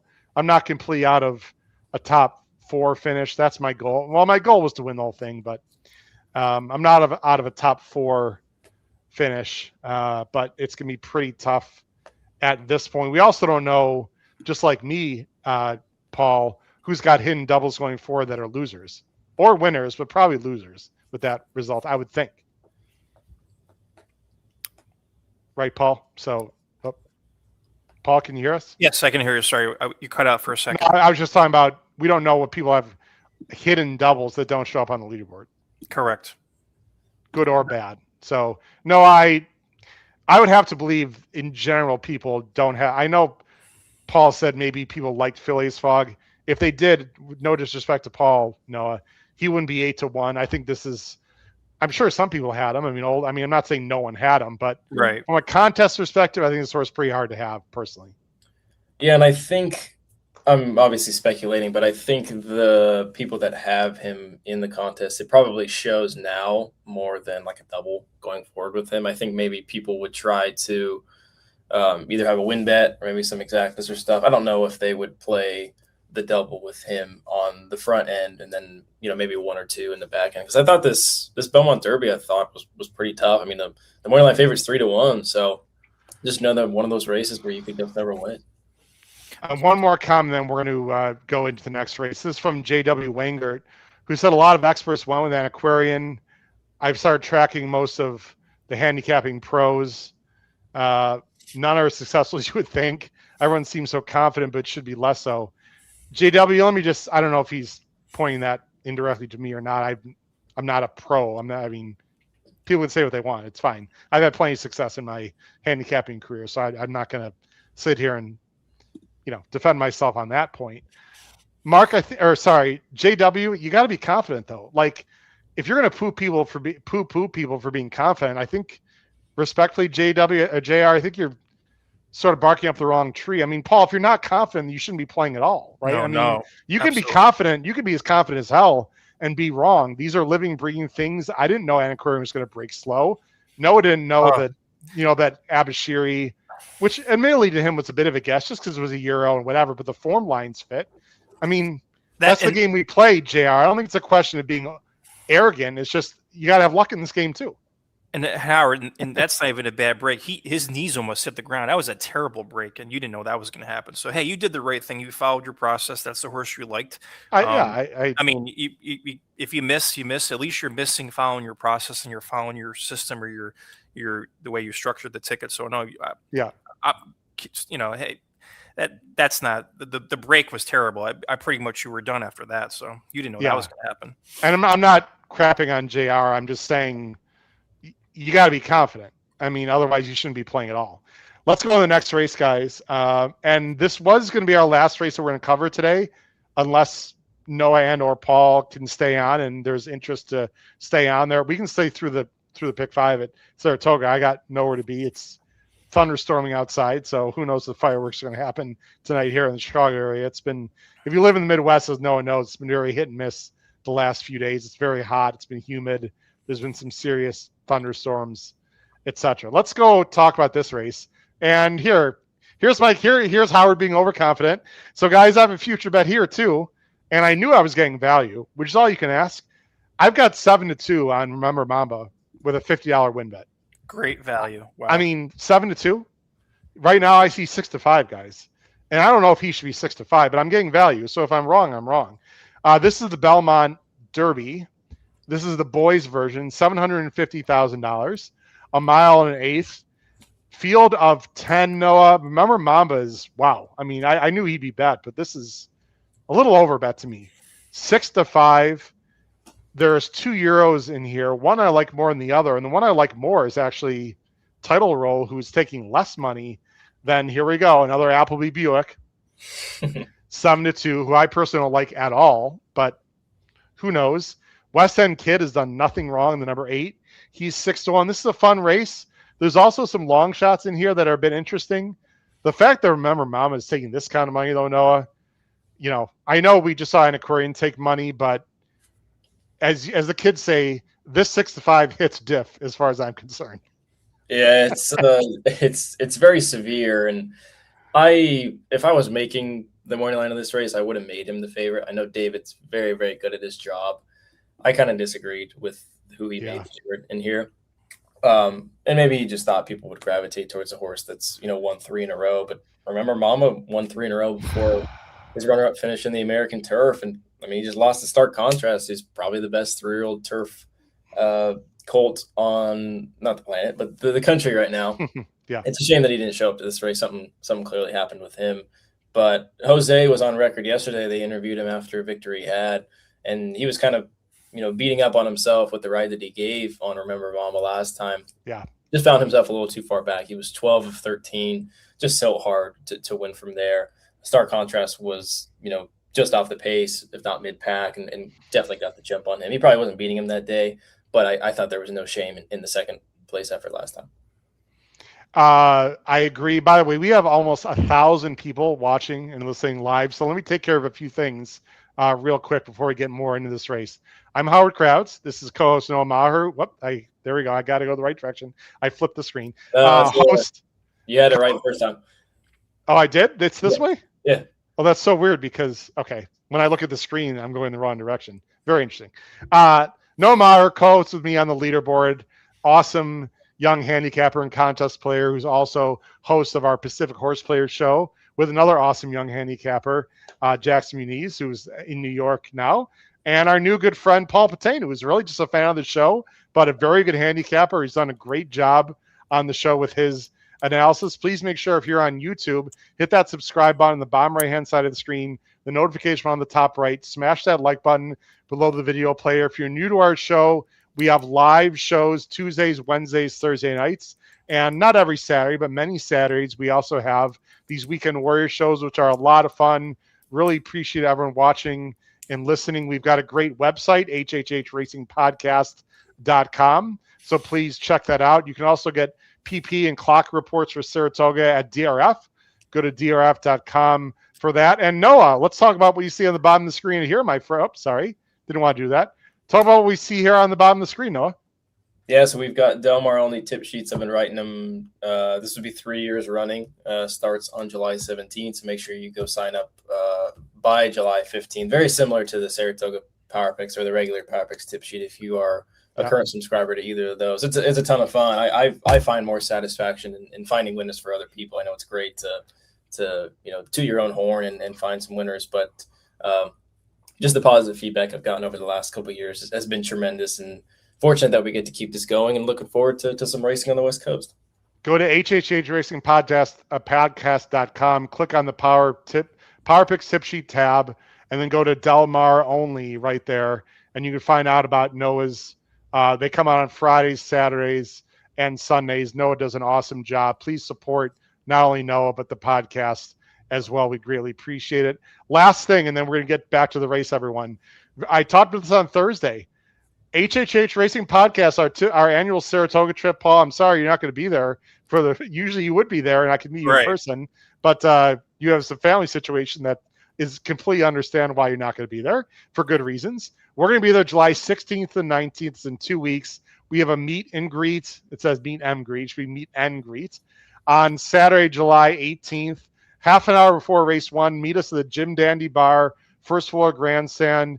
most of the people on the podcast will be there. A lot of people, not everyone, but a lot of people will be there, including some great fans of the show are going to be on the trip as well. So again, meet and greet on July 18th, half an hour before race 1, the Jim Dandy Bar, which is one of their newer bars the last few years, first floor grandstand. Will be at the gazebo. Paul, have you been in the 1863 club? Because we're in those gazebos off the first turn every day. Donnie Nelson, shout out to Donnie Nelson, NYRA Bets, who takes care of us there, Paul. I have not been in the new 1863, but I used to love hanging out. I call it the breezeway, kind of like past the finish line on the very top. And there's like a natural little breeze. But yeah, I gotta get in. I gotta get inside the 1863 new building. It's beautiful. It is very nice. All right, other than Remember Mamba, now is there? So he's gonna be up closer, Noah, right? Supposedly, we'll see. It's projected to be a fast pace with a 4, 8, and 10. And Remember Mamba, I don't think he's gonna be way back. He'll probably be mid pack. Who's the biggest threat to Remember Mamba in this race, Noah? Sorry, I'm just sending no problem. Message to Jackson because I feel like he's supposed to be working, but he's telling us that he's making an unreasonable wager on the horse that I was just going to talk about, the number 9 Title Roll, who I know you like. I do. A little bit as well. I do. When he faced off with the 6 Pacific Avenue, I thought he gave a much better performance, covered more ground than Pacific Avenue did that day. Obviously ran a length better than Pacific Avenue as well. And then when I watched his last race in the 2000 Guinea, in Germany, I've kind of noticed a bit of a pattern with him where he'll hit the lead and horses will kind of come to his flank, and he'll fight you for it. He's a good fighter. He was pulling away from those horses late. Thought it was visually impressive, and I feel like with Remember Mamba at 7-5 and this horse at 7-1, I see them somewhat equally. 7-1, 6-1 now as I talk about that. Title Roll, I feel like is supposed to be the bet in here. Yeah, I thought he's better than Pacific Avenue, right? Is that the name of the horse? Actually, It's a good time to do this, guys. Let's see what Europe thinks, right? I mean, they're supposedly supposed to know best. Let me go show everyone here.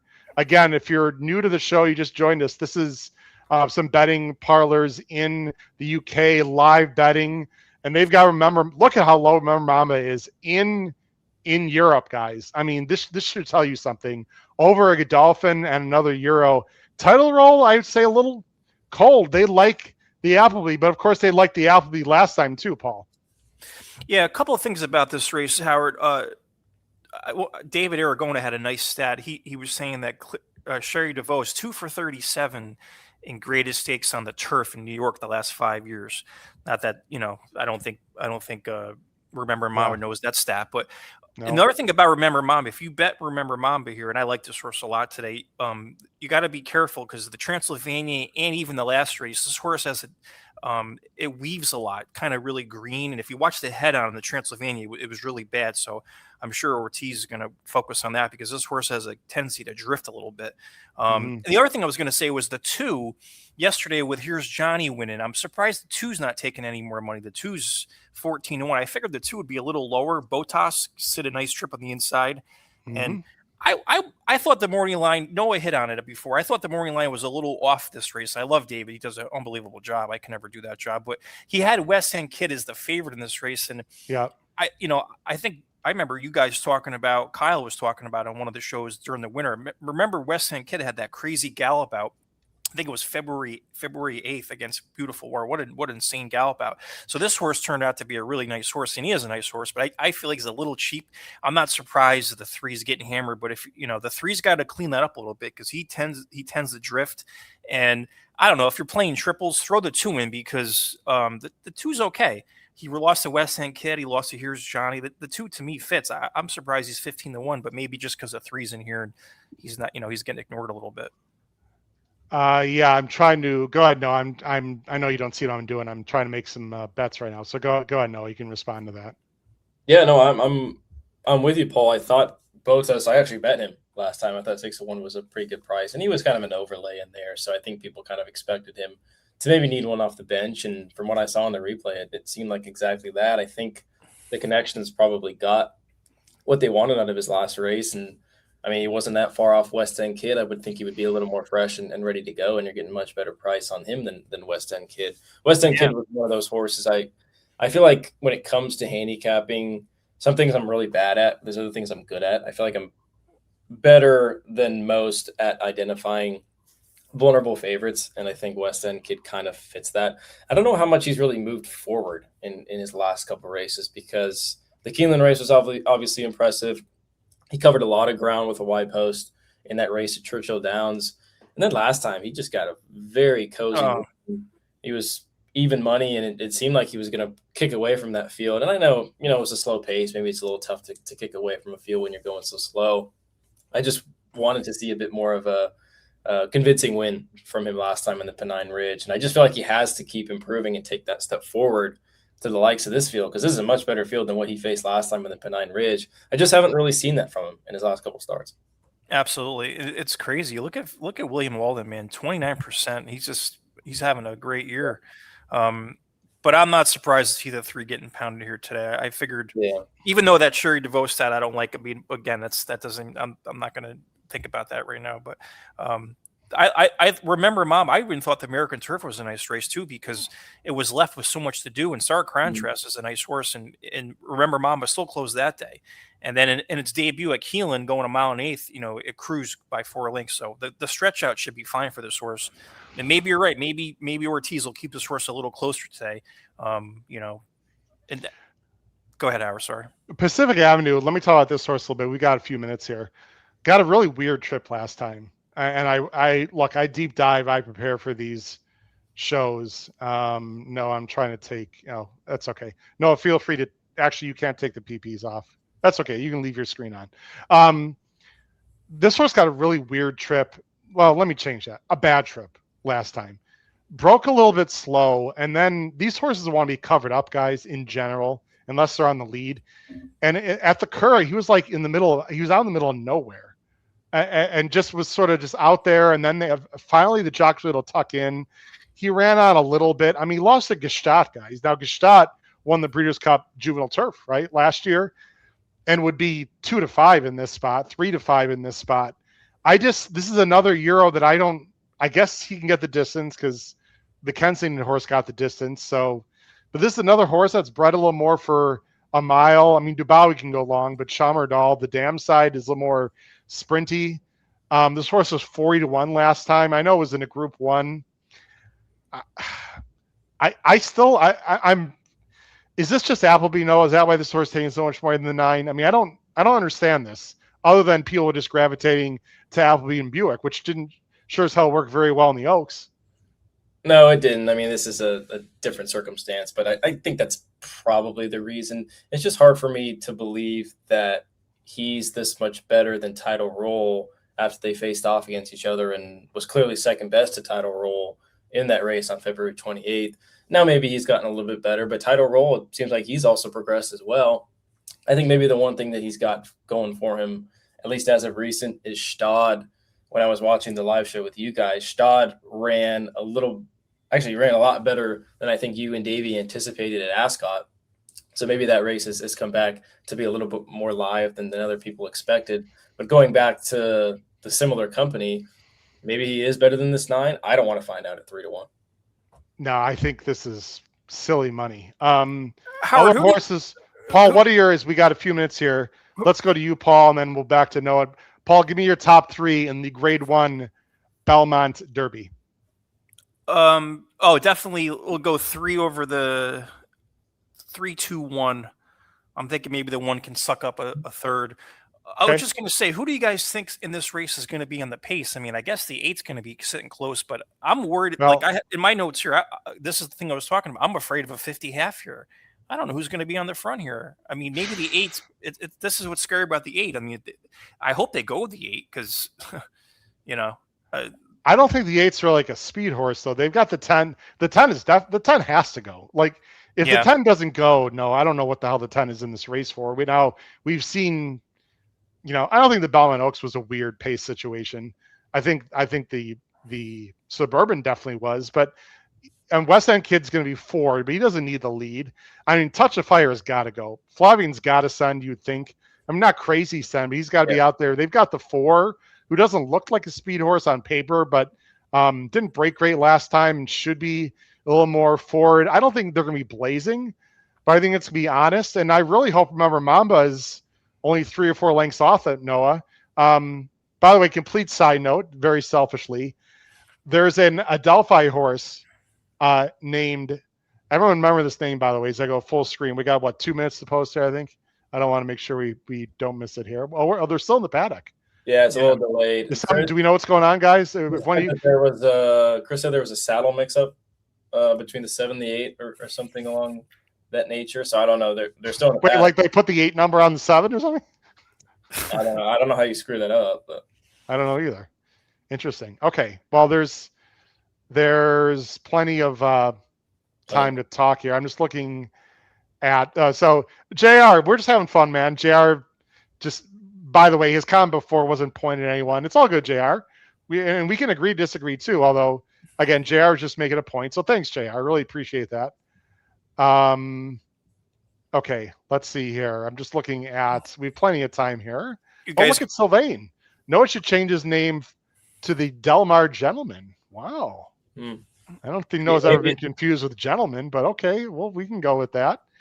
Let's see here. Looking. Maybe I should make a stage name like some people out there. Maybe.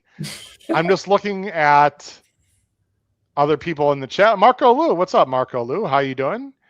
Let's see. Yeah, let's see. The weights are on wrong saddles. Wow. Okay. Wow, that's. I'm sure there you go. Change it to Lil Bro. Of course, Jackson. Don't you have a job to do? I mean, come on. Here? Hey, look, mad respect from Jackson. Guys, we have 1,200 people watching right now. This is awesome. Thanks for watching. Put in the chat. Well, I don't want to put Noah and Paul. Can you guys stay on for another race or two? Sure. And if not, that's totally fine. Yeah. I love the last race today. It's a crapshoot.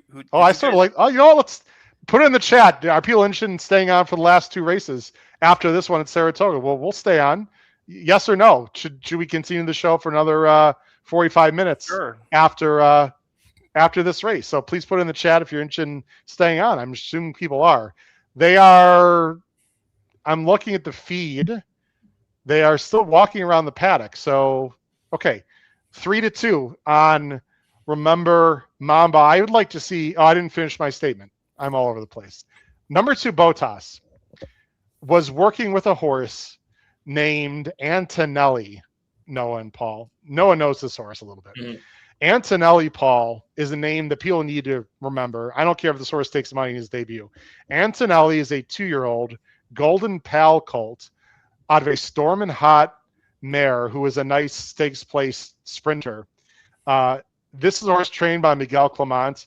It's Adelphi Racing. And speaking of Adelphi Racing, since we have some time, let me bring up one of our sponsors.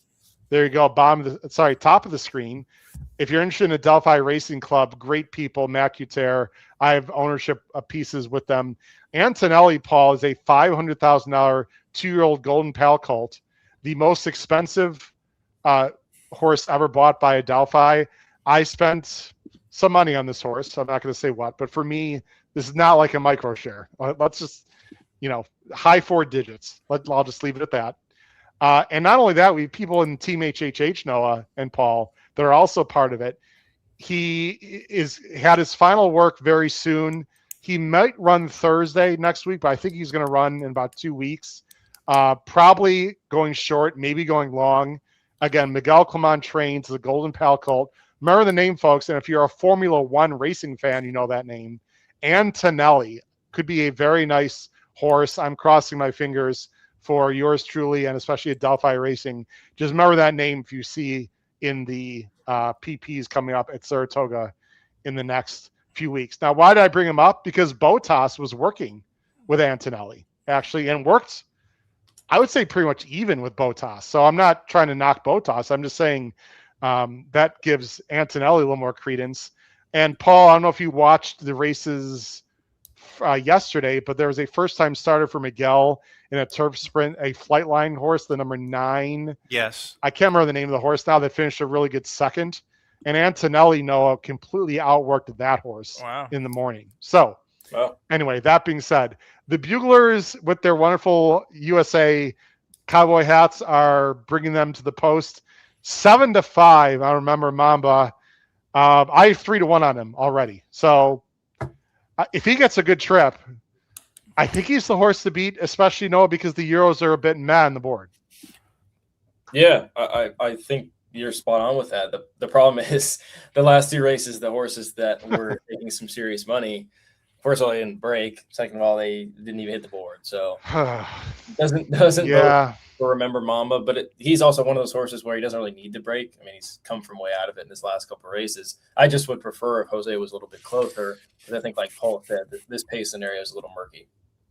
Go ahead, sorry. Paul. Go ahead.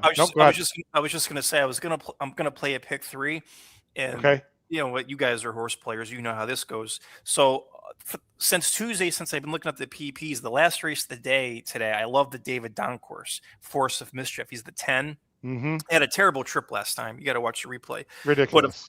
Terrible trip, right? But of course, yesterday I'm watching the races, and Donk wins and pays $47 or 46. So I'm like, so now I can't play this 10. But I was just curious what you guys were going to do in the last race, because I mean, I probably shouldn't be thinking that, but that's what we do, you know. But I like Absolutely. the 8. I like the 8 a little bit. The 4 I liked off the layup, but they scratched the 4. So I'm going to probably use the 10 still, even though Donk already won, paid $46. But I'm going to probably use the 8. But I thought the last race, I think the 1's going to take a lot of money that morning prayer. I just bring that up because I wanted to kind of play a pick 3 here, and probably go ahead. Let's quickly talk pick 3. We don't have a lot of time. Noah, your quick opinions. We're not going to leave the show, but quick opinions for a pick 3. I would personally, if I was playing a pick 3, I'd single Remember Mamba personally. Mm-hmm. Here, I'd almost hit the all button. I like 3, 7, 8, but we're going to talk about it. And then the last race, the main special. Noah, you have really quick thoughts from a pick 3 ticket perspective. Yeah, it's funny. I actually just punched the pick 3 while you guys were There you go.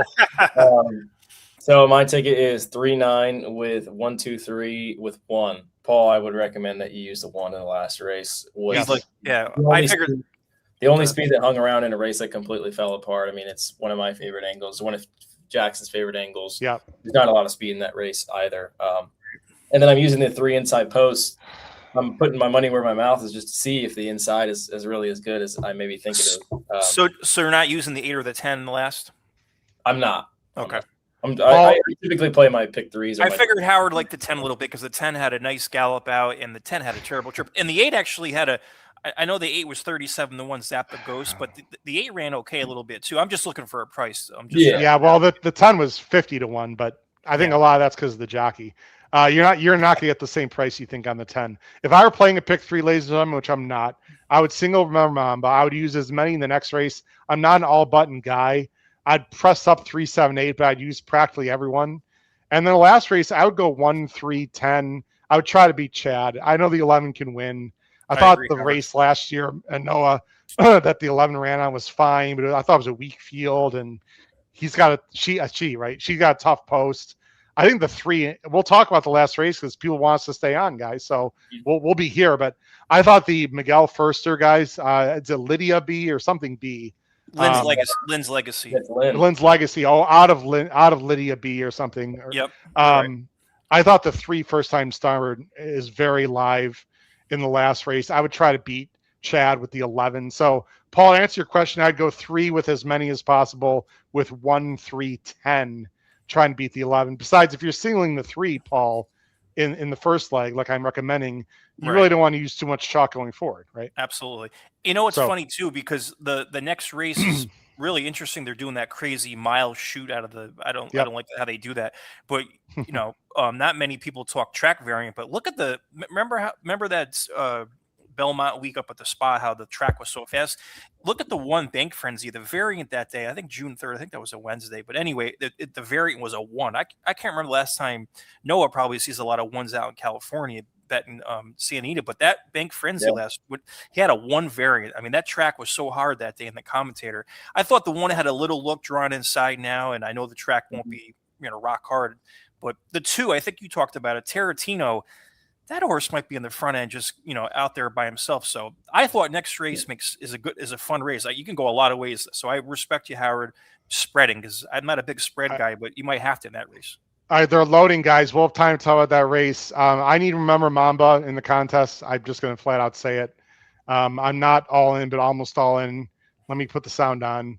Make sure you can hear Frank Miramati when he starts talking.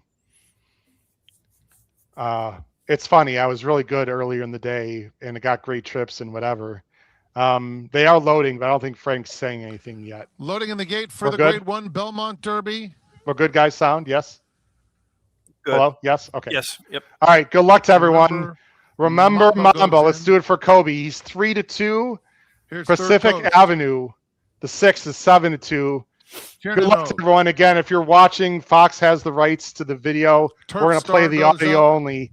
Good luck to everyone in the Grade 1 Belmont Derby. Here's West End Kid. 2 more to load. Frank Miramati Title roll second to last. with the call. Enjoy, everyone. Touch of Fire completes the line. 3-9 would be extremely good for me, just for the record. They're in the gate. And they're off in the Belmont Derby.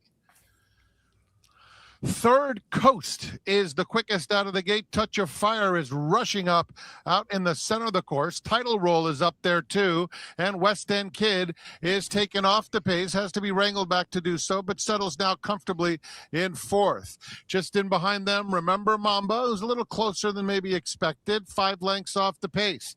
Outside of him comes Turf Star as they round the clubhouse turn. Then it's Botas and Blackmail toward the back of the field. The 2 trailers, Tiernanog and Pacific Avenue. 23-3 for Touch of Fire, who tugs his way to a 1.5 length advantage over Title Roll in the second spot. And then West End Kid in the clear while third. At the rail, Third Coast is fourth. Remember Mamba is racing in between horses. Turf Star outside of him. The half went in 49-1. Slow again, Blackmail guys. in the pink silks is racing on the outside of Pacific Avenue. Follow Who's this trying to Euro, rally in Jose. traffic. Tiernanog at the back. Into the far turn. Touch of Fire, 3/4 of a length. Johnny Velasquez asked Title Roll to get after him now, within about a neck of him at this stage. Then Third Coast, who's been on the rail throughout. West End Kid is just outside of Fine him. room, Jose. 3/4 went in 1 minute, 13 seconds flat. Behind them, Remember Mamba trying to angle to the outside. They're at the top of the stretch. Touch of Fire and Title Roll. Title Roll within a neck of him. West End Kid is next. Then comes Remember Mama. Title Roll takes the lead at the 16th pole. On the inside, Touch of Second, Fire Elise trying to Jose. fight. Remember Mama finding his best stride late. And West End Kid in the mix too. Driving finish. Title Roll just in front. And Title Roll is in a very, very close photo with a surging West End Kid. They hit the wire right together. Extremely close. Remember Mamba was third. Title Roll, I think, wins over, very close for Photo second. finish. I think West End Kid got second, guys. I think it's going to be 3-8-9. 9-8-3. Yeah. Go ahead. 8 got second. Yeah, I think the 9 got there, didn't he? No. I think so. 9. I think it's 9-8-3. I Yeah, think. yeah. Guys, the pace was just too slow for Remember Mom, and he just couldn't. He again was in between horses, and I guess I'm making excuses for him. I thought he ran well. He couldn't straighten out. He was a little goofy in the lane. I like Title Roll. I mean, I'll tell you what I did. I think he held on, Noah, but I don't know. We're watching the slow-mo. It's very tight. I don't want to jinx you here. Did he get the bob? I think 9. Oh, boy. Yeah. Yes. I'm 90% positive. I believe it's 9-8-3. Guys, Title Roll 7-1 is completely ridiculous. That was my second choice. That was my main play. So what I did in the contest, guys, I had 500 to win on Remember Mamba, and I Dutched exacta 3,993. So if it came 9-3, I would have had about a $70 exacta, which would have been about 1,000 somewhere in there. Johnny V 901 701. Yeah, great ride. Similar trip to the other ones. Again, Pacific Avenue, nowhere to be found. So West End Kid ran better than I thought, to be honest, and almost got there. Yep, 9-8-3. No, that's a great way to start your pick 3, I believe, correct? Yeah, and I mean, considering that they went 49-1, so they went 25-3 for the second quarter. Man, Remember Mama ran his ass off, and he was a little bit closer, like I suspected. But even then, even if you're 3.5 lengths off of that pace, I don't care who you are, it's very difficult to close into that. So I thought all three ran very well. All three ran real well, Paul. Again, it's a big field. You're going to be between horses. I'm not going to expect to get a perfect trip every time, but I think Noah hit on the head. The pace was too slow, and I think Jose would have liked to move sooner on Remember Mamba, Paul, but he was sort of surrounded by horses and really couldn't. And then he was a little bit goofy at a point in the stretch. The rails were out 12 feet. I'm not making any excuses for me or the horse. I think the 49.5 did him in, and I think a little bit of an encumbered, slightly uncomfortable trip. That's what makes the difference is in these races, he lost by a neck. And West End Kid, if you add to him, that is a brutal beat. And I want to watch that. I want to watch the head on too, because I want to see if the 3 did his normal drifting like he always does. Unfortunately, and that hurt. He did. It looked like he was trying to switch leads, Paul, and he drifted out a little bit. He did that at Keeneland. Remember that, Noah, when he was trying to straighten out the Transylvania, and he blew by that field, but that was not a stake field. These are, I don't know your opinion, guys. That was 147.5. That's about the same as the girls, right? I believe. But this was a slower pace early. This race looked better to me visually than the girls' race. Would you guys agree with that? Yeah, I would agree. This is a tough beat too if you bet West End Kid, because this West End Kid's. I mean, this horse. Again, going back to that maiden crazy gallop out. His gallop out was nuts on February 8th, and he's just this horse turned into a nice horse. William Walton's really got this horse good. That's a tough beat for the 8, but nice pick on the 9. Yeah, nice pick, Noah. I had the 9 in second. I mean, I like the 9 a lot. Again, the Euros don't know everything either.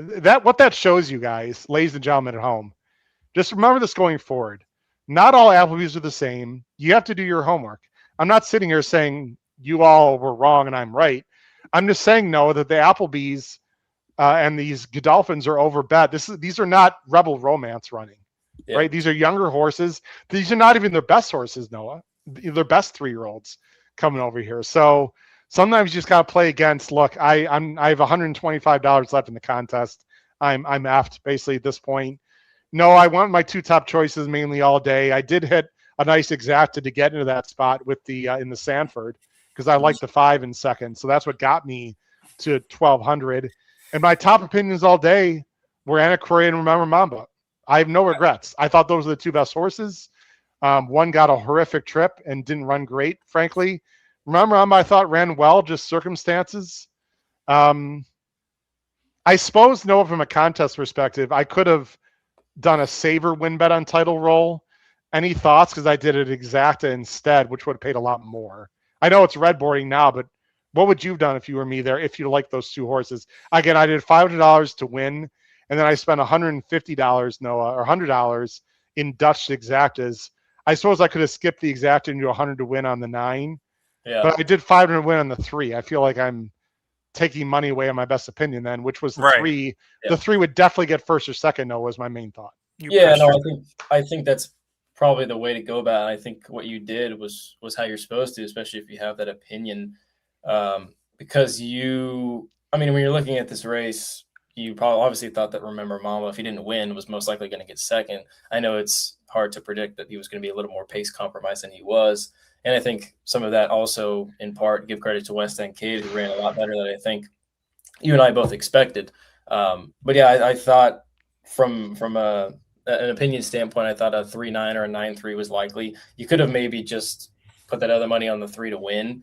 But if you thought the 9 was a serious win contender and thought Remember Mamba had a good chance for second, then I think doing what you did was exactly what I would have done. It feels silly to spend money without Remember Mamba in second, Noah. That was my thinking. Yeah. So look, he ran a great race. I mean, it's the way these things go. I had opinions earlier. I actually loved the 6 horse in race 3. I liked a lot, Noah, and I backed off of him. That was the Chad Maiden winner earlier today. I would have had that exact. But as you well know, Noah, it's all about taking stands in the right places. And you and I, frankly, both have a knack of taking stands in the wrong races. Ed says it's the graveyard of champions, of course, but graveyard of pace reliant favorites. I don't know. I guess I can't push back on that, guys, but I didn't think Antiquarian was needed a fast pace, to be honest.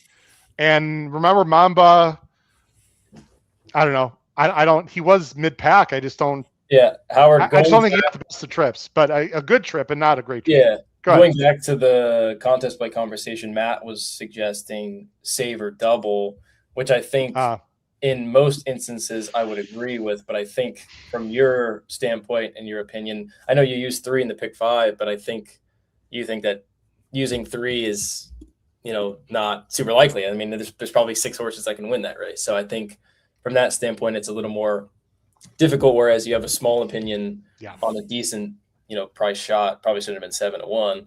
But like you said, if you like the 9 at least a little bit, I think that was the way to go about it. Yeah, Matt, I would have played no hit on the head. Paul, I would have played a save or double, but I think the next race is impossible. And I wouldn't feel good about narrowing down to those 3. And the last thing I wanted to know is play a save or double and be wrong on the second end. Like that would just drive me even more nuts, right? So it was just bad. Okay, we got lost by a neck. I mean, for a nice exacta. Go ahead, Noah. I'm just saying you would have especially been frustrated if remember Mamba got up and nosed out West End Kid and you didn't have the exacta. Yeah, that too. But if remember I got up, I had 500 to win, so that would have been fine. I would have gotten to. I wasn't going to take the lead in this contest on this race, Noah, but I was trying to get in range, right? I had 750, another 5 would have won 7. I would have been up to 15 or 16, right? Going into the last race or going the last 2 races of which I have an opinion.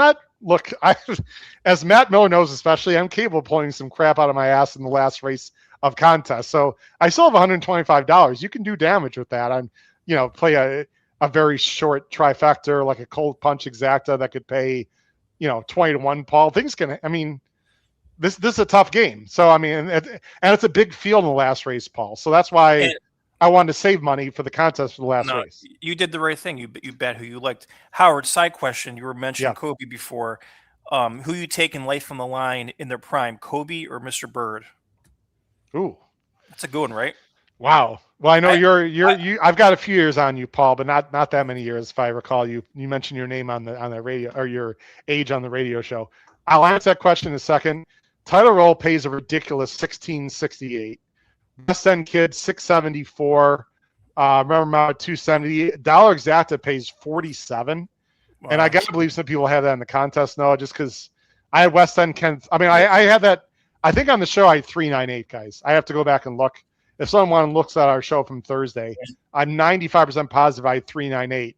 It came 983. I mean, I think Pete Visco also had 398. So shout out to Pete. Yeah. We were all over that race. So why not play the try, which was $90 for 50 cents. I could have, but I didn't like Mamba in third. By the way, the dollar pick 3, speaking of pick 3s, how about almost $1,200 for the first 3 legs of the pick 5 with 2 very difficult races to go. And the middle pick 5 that just ended, ladies and gentlemen, paid $16,245. Wow. Let's see. Gary Slayton in the chat. Thanks, Noah, on the 9. I had a win place to cover my 3-8 with 389. You got this old man money back. Good job, Noah. Thank you, Gary. All right. Can I add one more thing? I'm sorry. Go ahead, Noah.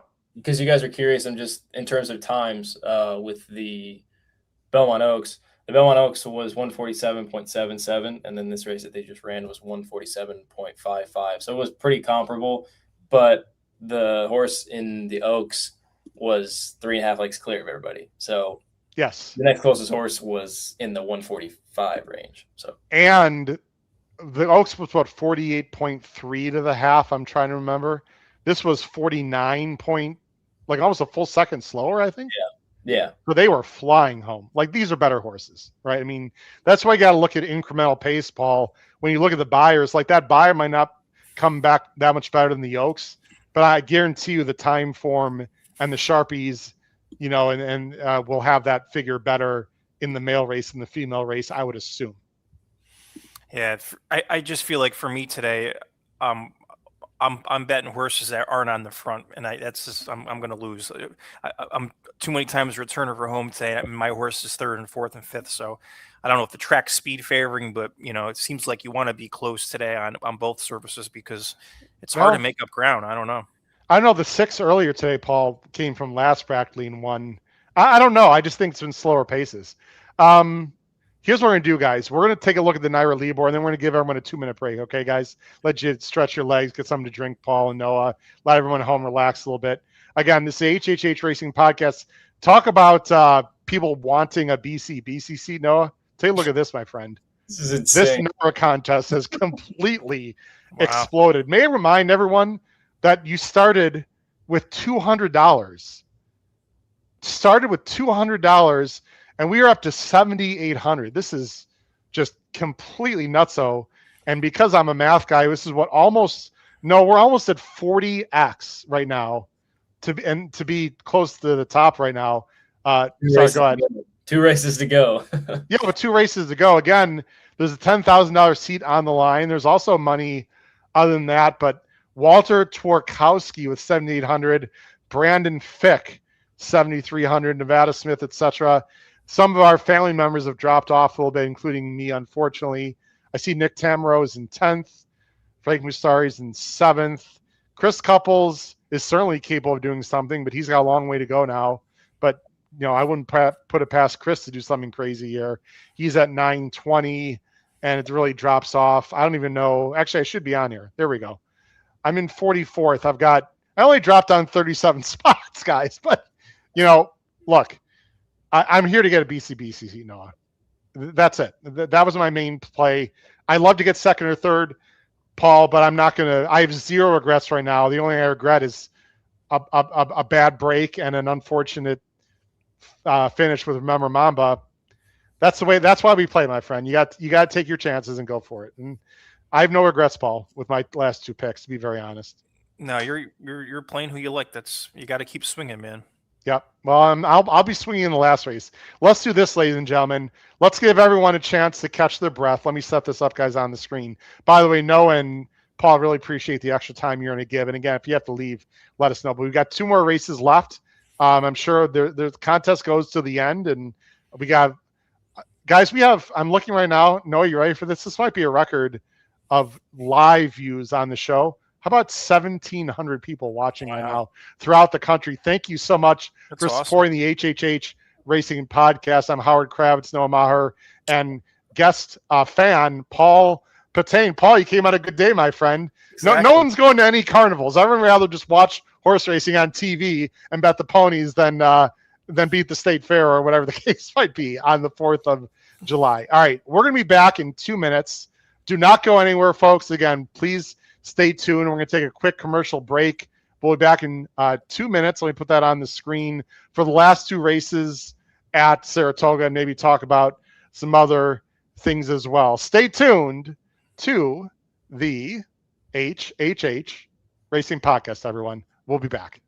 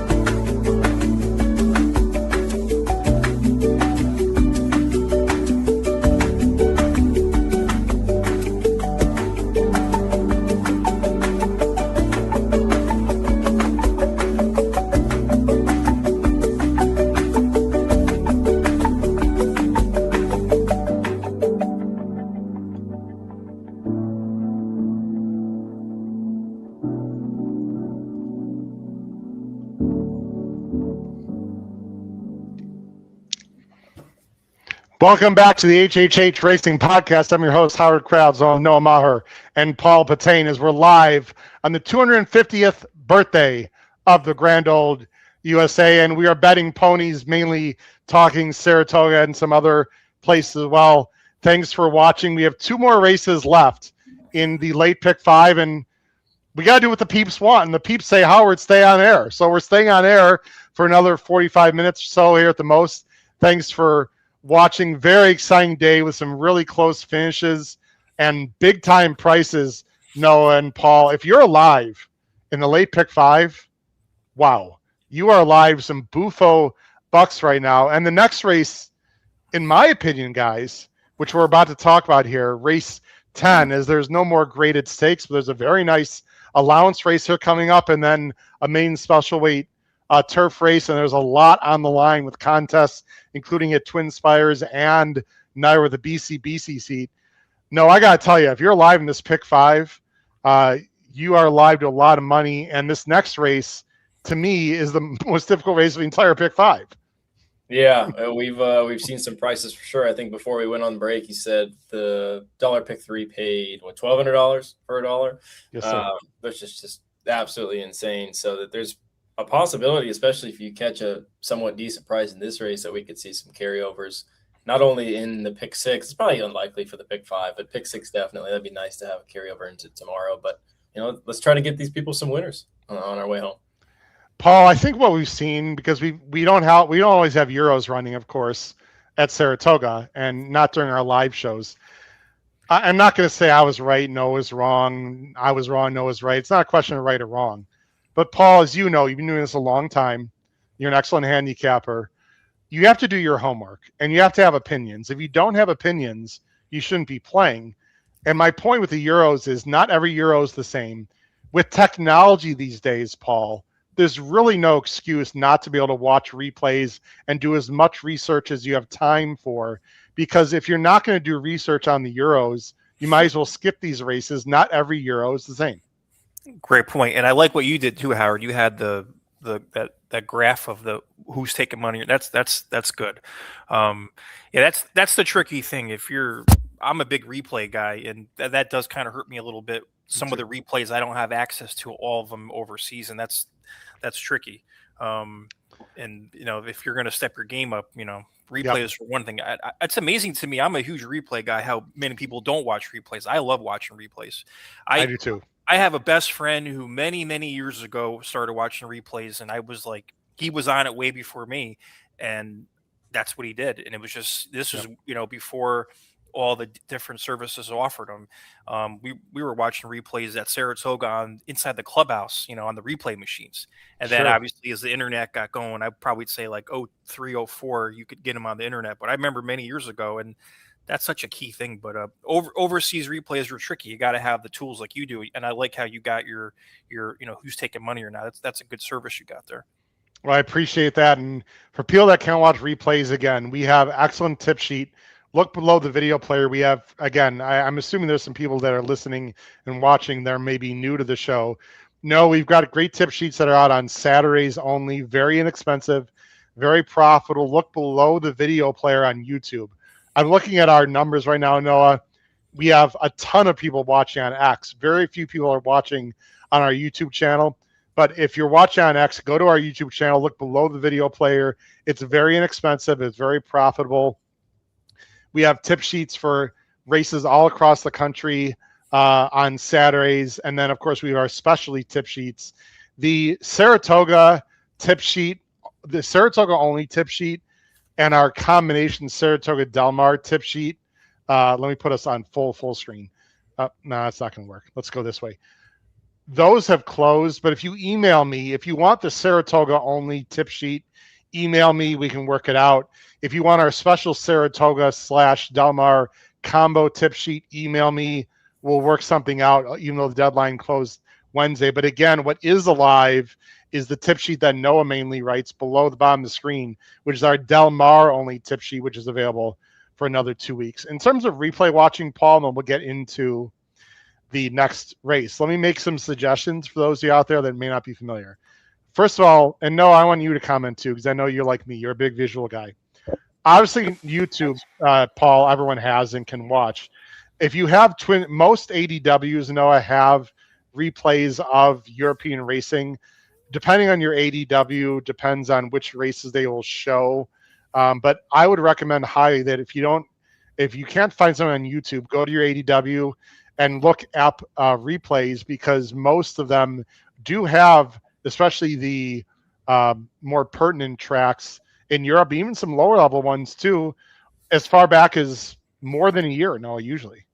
Yeah, and it's a great tool, and sometimes you kind of have to go around the bushes sometimes with the DR contracts and all that, but you can go and head over to our sponsor, Twin Spires, and get all the replays from that ADW as well. And if you can't get it from Twin Spires or NYRA Bets or any other ADW, when you're looking for those European replays in specific, when I was prepping for this card and these races, I just searched them up on YouTube. I was able to find some of the replays, especially with the 9-runner that we just saw win the last race. And, if I wasn't able to see those replays, I probably wouldn't have picked the 9. I agree. We have 5 minutes to post, guys.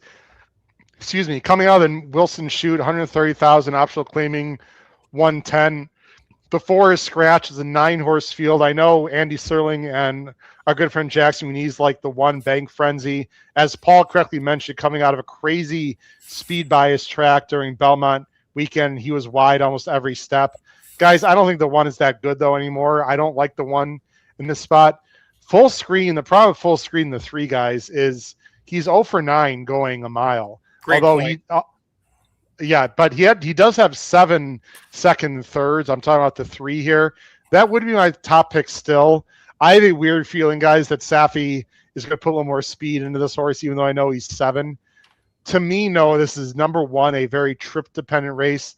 Number 2, I don't think anyone's getting loose, with all due respect to the number 2 Tarantino, because no, these outside horses, you cannot be 3 or 4 wide into that Wilson Shoot turn, that little bend. So if you're on the outside, like the 7, the 8, the 9, and especially the 10, who I think is absolutely a dead send for Flavian here, who was a really nice horse as a 3-year-old and got a little Derby DFS, Derby fever syndrome, Paul, and I think that hurt him a little bit. I think Flavian's got to go.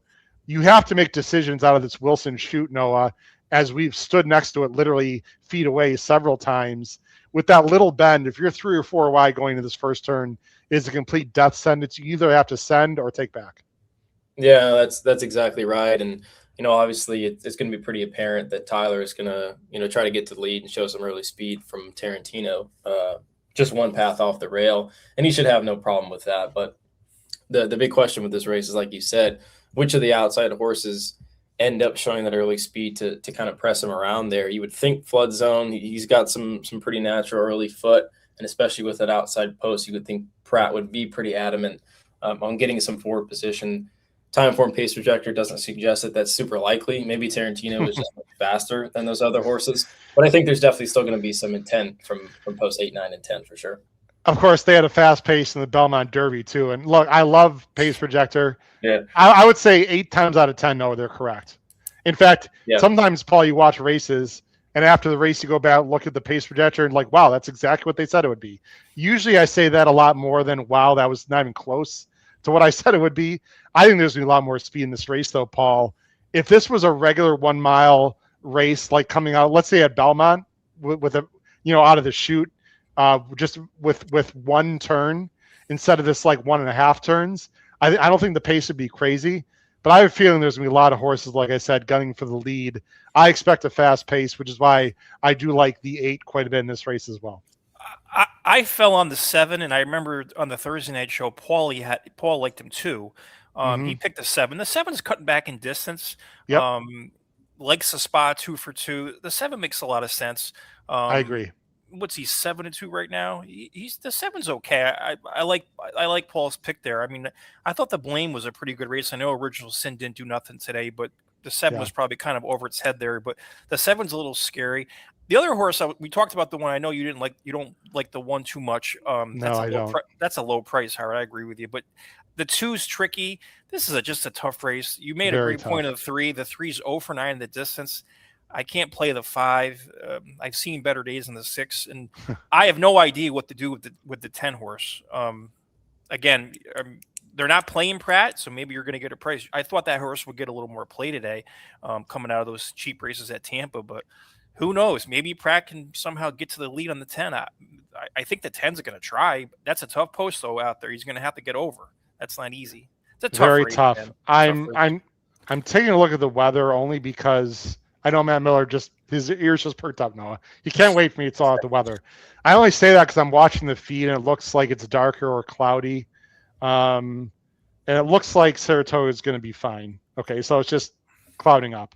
There is some pretty heavy rain in New York right now, but it's in the Albany area and south of that. So absolutely fine. The rest of the East Coast, so much for the fireworks tonight. Any you guys gonna play double? No. I'm alive in the pick 3, so there's my double right there. Yeah, what are you alive to, Noah? 3, 7, 8? No, that's what you're alive to. I'm alive to 1, 2, 3. No, I'm not alive to anything. I didn't play. Oh, you're not. I wish I did because I probably would have. I know I said I would single the 3, but you know me, I'd play a backup with the 9. You got the 1, Noah? It's good. I like the 1. I do. Good. And what do you have in the last race, if you don't mind, Noah? I'm single to the 1. Okay. And Paul, knowing the astute Noah Maher, I guarantee you he does not have that for $1. He's got that for. Do you have to tell me, Noah? I think you might have something like that, maybe somewhere around there or more. We'll see. That's going to pay nicely, Noah. I hope you're right. Good luck. Who are you most worried about, Noah? If it's not the 1, 2, or 3? Probably the horse that you like, the 8, Ramita, Okay. who's in very good form. He's won his last 3 races. It's just a matter of whether he can, class up because we've talked about some of these other horses that are being a little cheap, and it seems like some of the cheap horses that Paul and I have agreed on today have just been, a little lackluster or haven't necessarily put their best foot forward. But I can't believe this 3 here is 9-5. Good God. It's pretty low. It's low. Especially, I don't know, as much as I like the 3, it was a little concerning that, Brad had this horse not that long ago. He runs this big buyer in a listed stake. He's off for all this time, and then he puts him up for $110,000 tag. I mean, that's a big purchase price, and maybe he is 7 years old, and he can do that. That's what it is, yeah. But it's just a little concerning to see him off such a big race in for a tag, and sure enough, he got picked up. We'll see what happens today. Well, he got really good, but he was beating horses, in November and December at Aqueduct, going 1 mile and 1/8. I mean, look, 101s are 101 buyers, but I think he took advantage of a bit of a situation. And, obviously Safi thinks there's more in him there. Obviously, who am I to question that? We shall see. I think he's overbet, though. I mean, I like him, but not at this price. So we'll see. They are loading, and then after this race, Paul, I want you to reintroduce yourself because we have so many people watching, and a lot of people are like, who's this Paul Patain guy? Because you've not been on our show before. So they're loading for the gate. Let me go ahead and put the sound on. Sound is up. We should hear Mr. Miramati soon. I'm glad the weather held off today. There was only a small chance of it. And there's about 4 to load. Again, give me a thumbs up, guys, when Miramati starts talking. Make sure we hear the sound. Bank Frenzy's taking a lot of money, Noah. I'm assuming you want Tarantino to get loose, right? I mean, that's probably the most likely way he wins, right? I would say so, and best for you, price-wise. Yeah. Oh, yeah. Flood zone will be the last one. Good. Okay, good luck to everyone. Race 10 at Saratoga out of the Wilson Chute. Here we go. Frank Miramati with the call. And they're off. Tarantino is very quick away from the gate, as is Reasoned Analysis, who's right up alongside, as 4 of them will vie for the lead, including Flood Zone, who's widest of all, and right up and on the pace. Also in that mix is Tuscan Sky. The first to back off is Reasoned Analysis, wants no part of that battle, and sits in a good spot 4th. Another couple back to Bramito. That's where your other 2 horses are, though. Bank Frenzy. It's another 2 to Capital Idea and full screen side by side. Warp 9 is the trailer. Strung out 24 flat for the quarter, and it's Tarantino the leader toward the half-mile pole. Tarantino leads it by a neck. Constant pressure from Tuscan Sky second. Reasoned Analysis now inches up on the inside past the half-mile pole. Flood Zone back to 4th. The half in 46 and 2/5 seconds as they round the far turn. Bank Frenzy is next. Bramito under pressure just gets in front of him. Full screen between those 3 is two, loaded, guys. We can find while room. Capital Idea has to go 4 wide. Another 4. Warp 9 gets closer, but still trails. Oh my God. It is Look at the Tuscan 9. Sky and Tarantino at the top of the stretch. Capital Idea finding his best stride. Reason Analysis has had the best strip Cut and this comes 3 after for them Noah. now. And in the center of the track is Full Screen, drifting out while rallying. Down on the inside, Bank Frenzy and Warp 9 has put in a terrific stretch kick in the center of the racetrack. Coming to the wire, Warp 9, Rosario in the zone. Full Screen second, Reasoned Analysis third, photo for fourth between Bramido and Capital Idea. The race completely falls apart. And Paul, I've watched a lot of races out of that Wilson chute. And no, I don't think I've seen a horse as wide. This horse was in the parking lot getting a hot dog at the concession stands there. This 9 for Rosario absolutely took advantage of a wicked second quarter. That was 22 and change. Joel Rosario is in his zone. He's exactly right. With a big priced horse, it comes 9-3-5.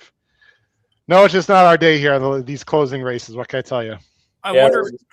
Rosario's he's in a zone for sure because he schooled him on the front end a couple of races back, and then everyone decides to go wicked fast, and he just sits back and makes this big run. And yeah, I knew I was in trouble at the top of the stretch. This horse had a ton of momentum, and in ways that's a little more frustrating than the bet I made earlier on the 8. But we'll move on.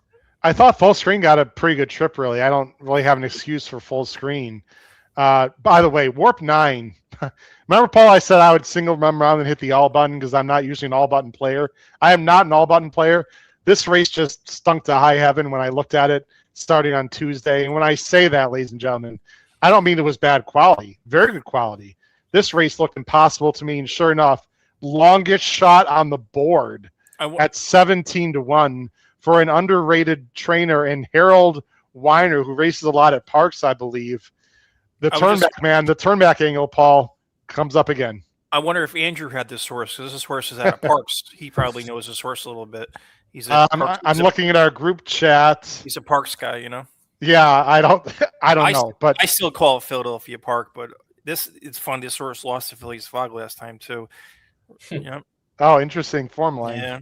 Yeah, I mean, look, he was a nice horse. Is a nice horse. Look at those works, too, at Philly. He's been working nice. Yeah, but those are best of 13. I mean, who's working at Parks? You know what I mean? Like, yeah, I hear you, but it's Parks. No, I just think that was just a turn back angle, and the race just completely fell apart. Like I said, it's a shame, Noah, that I'm right in situations that I have no money involved because I knew this would be a fast pace. Sure enough, Flood Zone was sent. He had to. I don't know why Tuscan Sky sent, but whatever. I'm so sick of that horse. Don't get me started on Tuscan Sky, who's cost me a lot of money over the years, Paul. I actually thought Tarantino ran pretty well, no, considering hung around for like 4th. Bank Frenzy's zero excuses. Full Screen ran well. Just a really difficult race. I don't see how that would change much from a contest perspective, Noah and Paul, unless someone just said, hey, I just got to put a win bet and take a flyer. I'm not saying this horse was impossible at all. It's just based on so many other good horses. It's crazy, Howard. I'm in a not tournament. Easy to have. I was just going to say, Howard, I'm in a tournament, and somebody in my tournament had this horse. Wow. What kind of tournament are you involved in? Just a 5-man tournament on horse tourneys. Oh, is that mythical $2 mythical win place? Yeah. Okay. And somebody had this horse right on top, so he's right with this horse. He's home now. Well, that's the big difference, knowing a $2 mythical live, not pick and pray. Like in the NHC, if this race was towards the end of the NHC on Saturday, and you know this well, Noah, now that you've been there and you experienced it, like the 17-1 would play more like 8-1 in the room. Oh yeah, people would absolutely have. Yeah, actually, which is why I don't like $2 mythicals, but that's all the conversation for another day. The one I'm doing, Howard, actually is a pick and pray. It's not a live. Oh, so he had to put this bet in before 12:35 today. Yeah, it's a good hand. Well, then I did my cap there for sure. Yep. Matt Miller, near the end of 2 contests, my favorite time for game theory. Big place here and in the last. Matt, you are absolutely not. You don't need to come on, Matt, but if you want to join us for the last race of both contests, you're welcome. That's not a call for you to quickly jump on. I'm just saying, Matt, if you'd like to, you're welcome, but sorry, you don't need to. Let's see here. Rosario is better. Well, I mean, off the pace. Look, he won on the pace. He's just is this 2 wins or he's got more than 2 today? It's 2, I think, right? I think just 2. So he's on a roll with 2 wins. Is that what Miramati's saying? I don't know if that's a compliment or I don't know. Well, those are 2 big races he's won. Yeah. Okay, it's not official yet, guys. This pick 5. Let's say, actually, I don't know who the favorite is. Let me tell you who the favorite. Let's say Chad's the favorite in the last. Let me see real quick here. The favorite in the last race is going to be Chad. It looks like most likely. It looks like it's going to be 11, then 1, then 3 is what it looks like. Noah, best guess, 50-cent pick 5 to Chad. We'll pay. Let's take a guess. Let's have some fun. 25,000. Put it in the chat because it's not in yet. Noah's saying 25 grand. I'm going to say 35 grand. Paul, pick 5 to the favorite. I'd say you said 35, Howard. Yep. We'll do 29. Okay, he splits the difference. What is this? The freaking Price is Right, Paul? Come on, no man. Hey, Paul. By the way, you having fun? First time live? Absolutely, man. Absolutely. You crazy? All right. Shout out to Paul for this first time he's ever done our podcast. I think you're doing a great job, Paul. In fact, we might need to talk after the show, Noah, with Paul. All right. The last race. Well, let's see what else. Let's see for $1. Kenny wants to know, has Pletcher won a race yet? He hasn't. He's been very cold. I feel like the last stake race he won was with your horse Antiquarian in the Westchester, which seems like a million years ago. I want to say that was what, in like March or April, the Westchester. Really? Yeah, like stake race. He's probably won a race. That seems hard to believe. I don't know about you. I'm pretty sure his last. I heard David Aragona talk about his last stake. I think was the Westchester, which was a long time ago. Yeah, he's been on it. He didn't win anything Belmont weekend. Nothing. No. Well, look, he'll heat up. Oh yeah. The prices just came in. I'm looking on my phone. 37.46 on the winner. Wow. Will pays. Here we go. Yeah. The exacta was 67. Well, it's because the 3 got second, so that's going to lower that. Down pick 3, 1387. Howard, you were right too. Remember, you were saying the 10, the last race of the Spa was not going to be 15-1. He's 7-1 Force Mischief. Good call by you. Thank you. He's going to drift though. But looking at the doubles, he's going to drift. Do you guys see Will Pays here? Pick 5 last race. I'm trying to find it here. Yeah. They're not. I've got it. Here we go. To Chad Brown. Actually, the 1 is the lowest pick 5, ladies and gentlemen. The lowest pick 5 is to the 1 for a mere 38,300.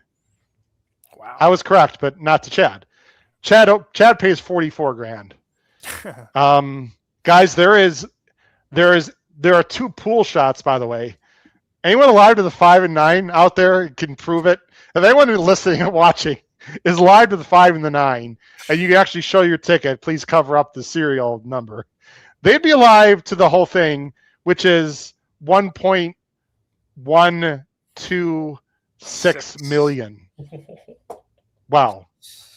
And actually, you just saw Pletcher, Paul. The first time starter Pletcher is the second highest at 555,000. Interesting. And the pick 6, of course, carries over. There's even some 4 out of 6s. So, wow. All right, let's take a look at the leaderboard, guys, because we got to talk about contests. Noah, I don't know what that's. If you're at the top of the leaderboard or towards the top, and you didn't play, you got to be very happy, right, of the NYRA contest with that result. I don't know. We're in unseen territory because the leader has $10,000. What in the world? Off of a $200 bankroll. I mean, this is outrageous. I don't even know what to say. I mean, this is uncharted waters we're seeing right now with this NYRA contest. You know what's crazy? I know this is if and buts, canyon nuts, whatever. If Remember Mamba wins, obviously this leaderboard looks different. Obviously, Noah, you would think, right? Yeah. But let's just say for S's and giggles, if I was right, if Mamba won, Paul, and I was like 1,300, I'm well in the range of making a play to win the whole damn thing.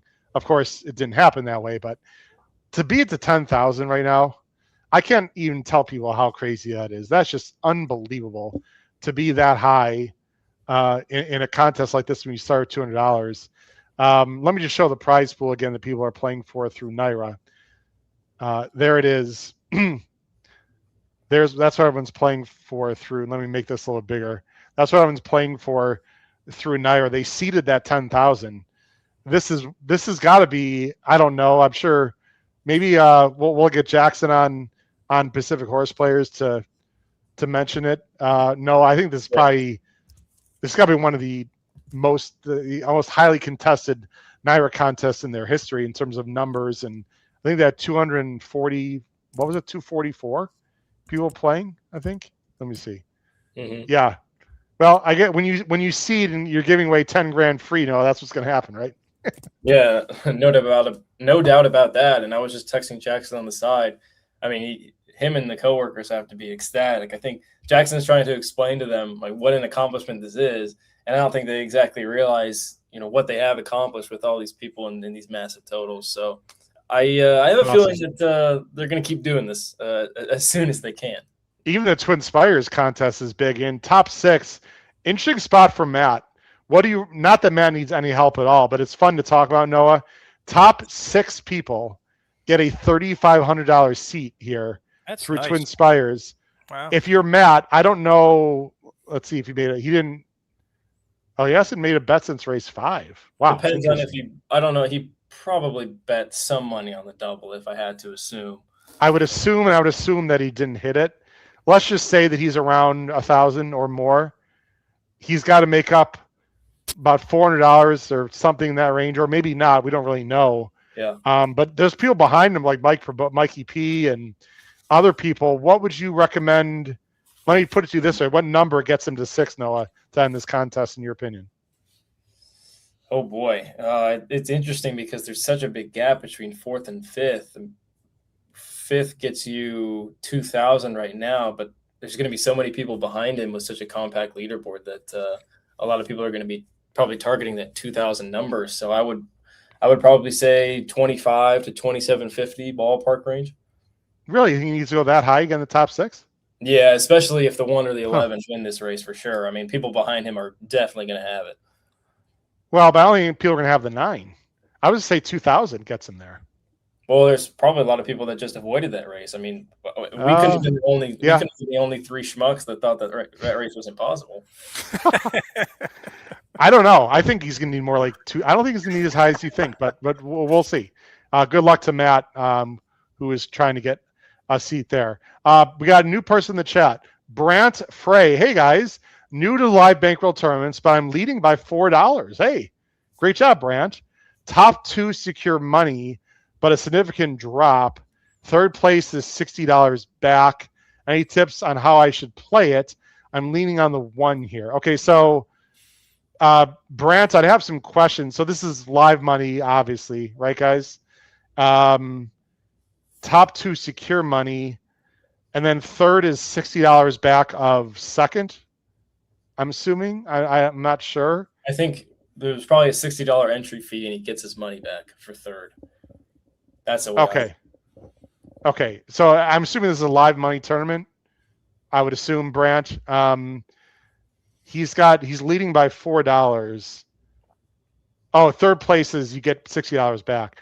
That's a hard question for us to answer, Brent. We don't know who's in 3rd and 4th, right, guys? But if he's only up by $4 and it's a live bankroll and it's not pick and pray, I mean, I think he's got to play here. Now, no, we've been in this situation before.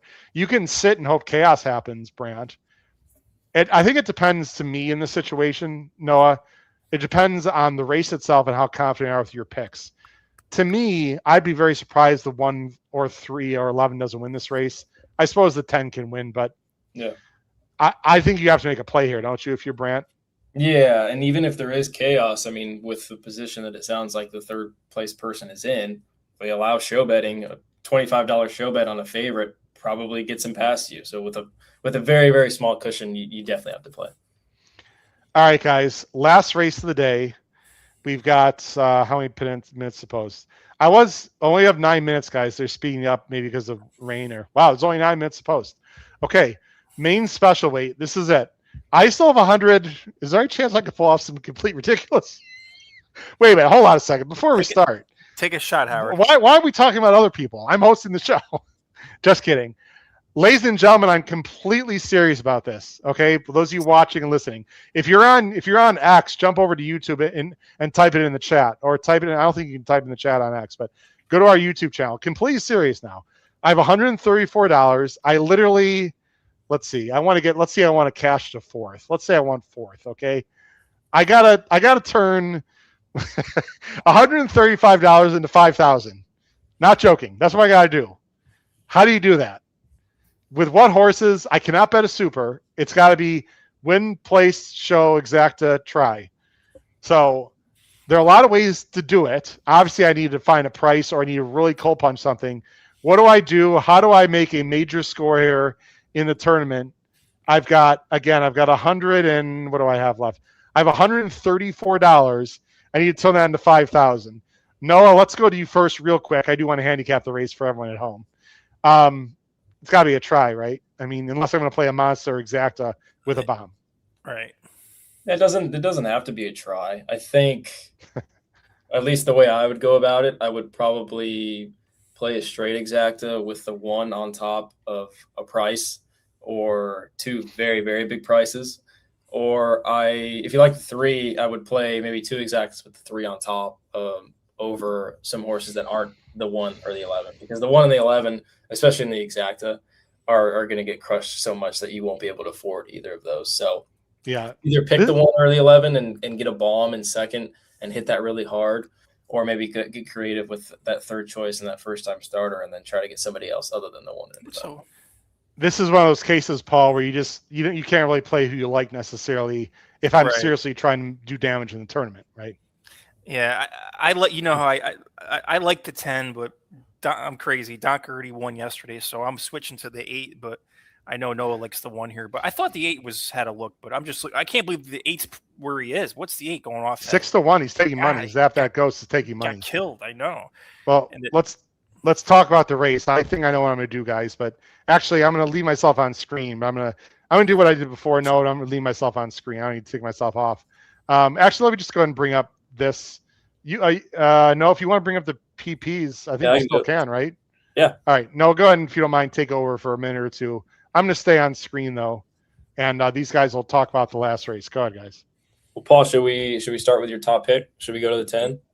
Yeah, I show guess. the replay too of the last race. Yeah, show the replay of the 10. He had a bad trip last time. He was inside. He got. Have a drink. These are she's, right? Are these she's? Yeah, they are. Are they? They're fillies. Go ahead and make it bigger. Yeah, watch the inside, guys. Completely ridiculous. What number was he? The 1. Yeah, okay. Like right here, he steadied. You'll see it coming up. I like the way he ran on, and he had a nice gallop out. This is an apprentice rider. You can make it full screen if you want, Noah, or make it bigger. There you go. Right there. He pulled up a little bit. Look where the 1 is, guys, and look where this horse ends up towards the far turn. It's complete insane. Anyway, go ahead, guys. I'll shut up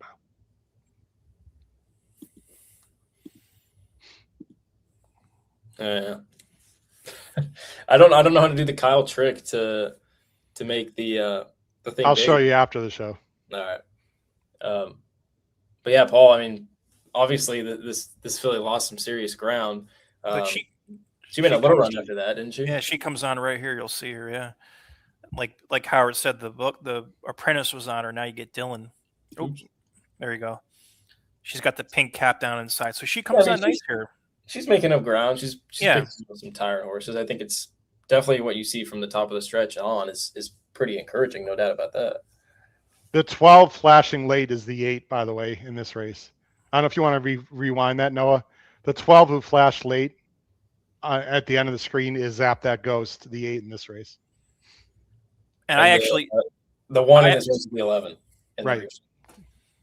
And I actually, Howard, watched the head on of this race, and the 8, Tap the Ghost, actually hit another horse after the wire. They hit each other, and jockey like turned around and was like, "Oh, I'm sorry." Like he hit he hit another horse's rear end after the wire on the 8. So it's a I weird. guess the big question for people that are betting this 10, Paul, is where do you want her this time? Because she was, I mean, relatively close, probably 3.5 lengths off. Then around the far turn, she was 8 or 9 off of it. Would you prefer that she was, where she was in the first half of that race? Yeah, go Zapper. I mean, I think at this point the horse is such early in its career. Just try to work a trip. Yes. I'm glad Dylan's on her. So I didn't watch the first race, but Honest Mischief, David Donk. I've always liked David Donk. Yeah. He's so super solid. He trained a horse many years ago. Not Mekki. It's on the tip of my tongue, but it was one of my favorite horses. Donk trained him. He's an easy guy to root for too. I mean, every time he goes in the winner's circle, he's got a big smile on his face. And Awad, AWAD. Loved Awad. Remember Awad? Awad. Yeah, nice horse. Awad won the Arlington Million. I wasn't there, but I loved Awad. That was one of my favorite horses growing up. And I started learning dead. Charlie would loved Awad. No, this was a dead closer. Sort of like Mekki, Paul. Similar to Mekki. Remember Mekki? I think you said he won the Arlington Million. I want to say. I think Awad did. I have to look it up. I think he did. Might have been 96. I think he won it. Paul, let's get your take on this favorite as of now. Could switch come post time, but what do you think of this, Chad Runner? Oh, the 1? The 11. Oh, I'm sorry. Yeah, the 11. Yeah, post position is going to be tough. I don't usually go for these Chad Brown horses like this in this position, but we'll see what happens. That's a long layoff for me. If the horse had a race maybe in the spring, I'd probably be more into this horse, but that's a long layoff coming back. Obviously, I respect Pratt and Chad, but I'm not surprised the horse is getting bet, but I never would go towards this horse. But you know what? I do like the 20. I like the workout on June 27th. That's a nice work, but not surprised this horse is getting pounded. But to me, I kind of like your 1 a lot better just because you're going to set a better trip. But the 1's been knocking on the door. I mean, if the 1's 2-1, I mean, that's not a bad price. And Santana and that trainer that's a good combination. Worley and Santana, I respect that. The 1 definitely can win. That's not a bad price if you like the 1. Yeah, and I think if you're just banking off of what happened in that last race, I know she was 16-1, but I mean, she did a lot of the heavy lifting and the dirty work in that race on June 7th in that replay that we showed. Was just, I mean, it wasn't suicidal pace, but that race completely came apart. Horses like the 1, horses like the 10 and the 8 in this race were making up significant ground, whereas horses that were around the 1, 11 in the replay, might I add, were definitely backpedaling in the stretch. So clearly the horses that were up on the front end, it proved to be detrimental being a part of that pace. And I thought she was the one that really only hung around. And she almost like re-engaged in that replay. The 2 came up to her inside. She definitely could have thrown in the towel, but I love the way that she fought, even though she wasn't able to get the job done. You know what's funny too? No, that 11, the Chad horse, there's like 3 or 4 horses that haven't come back since that November race.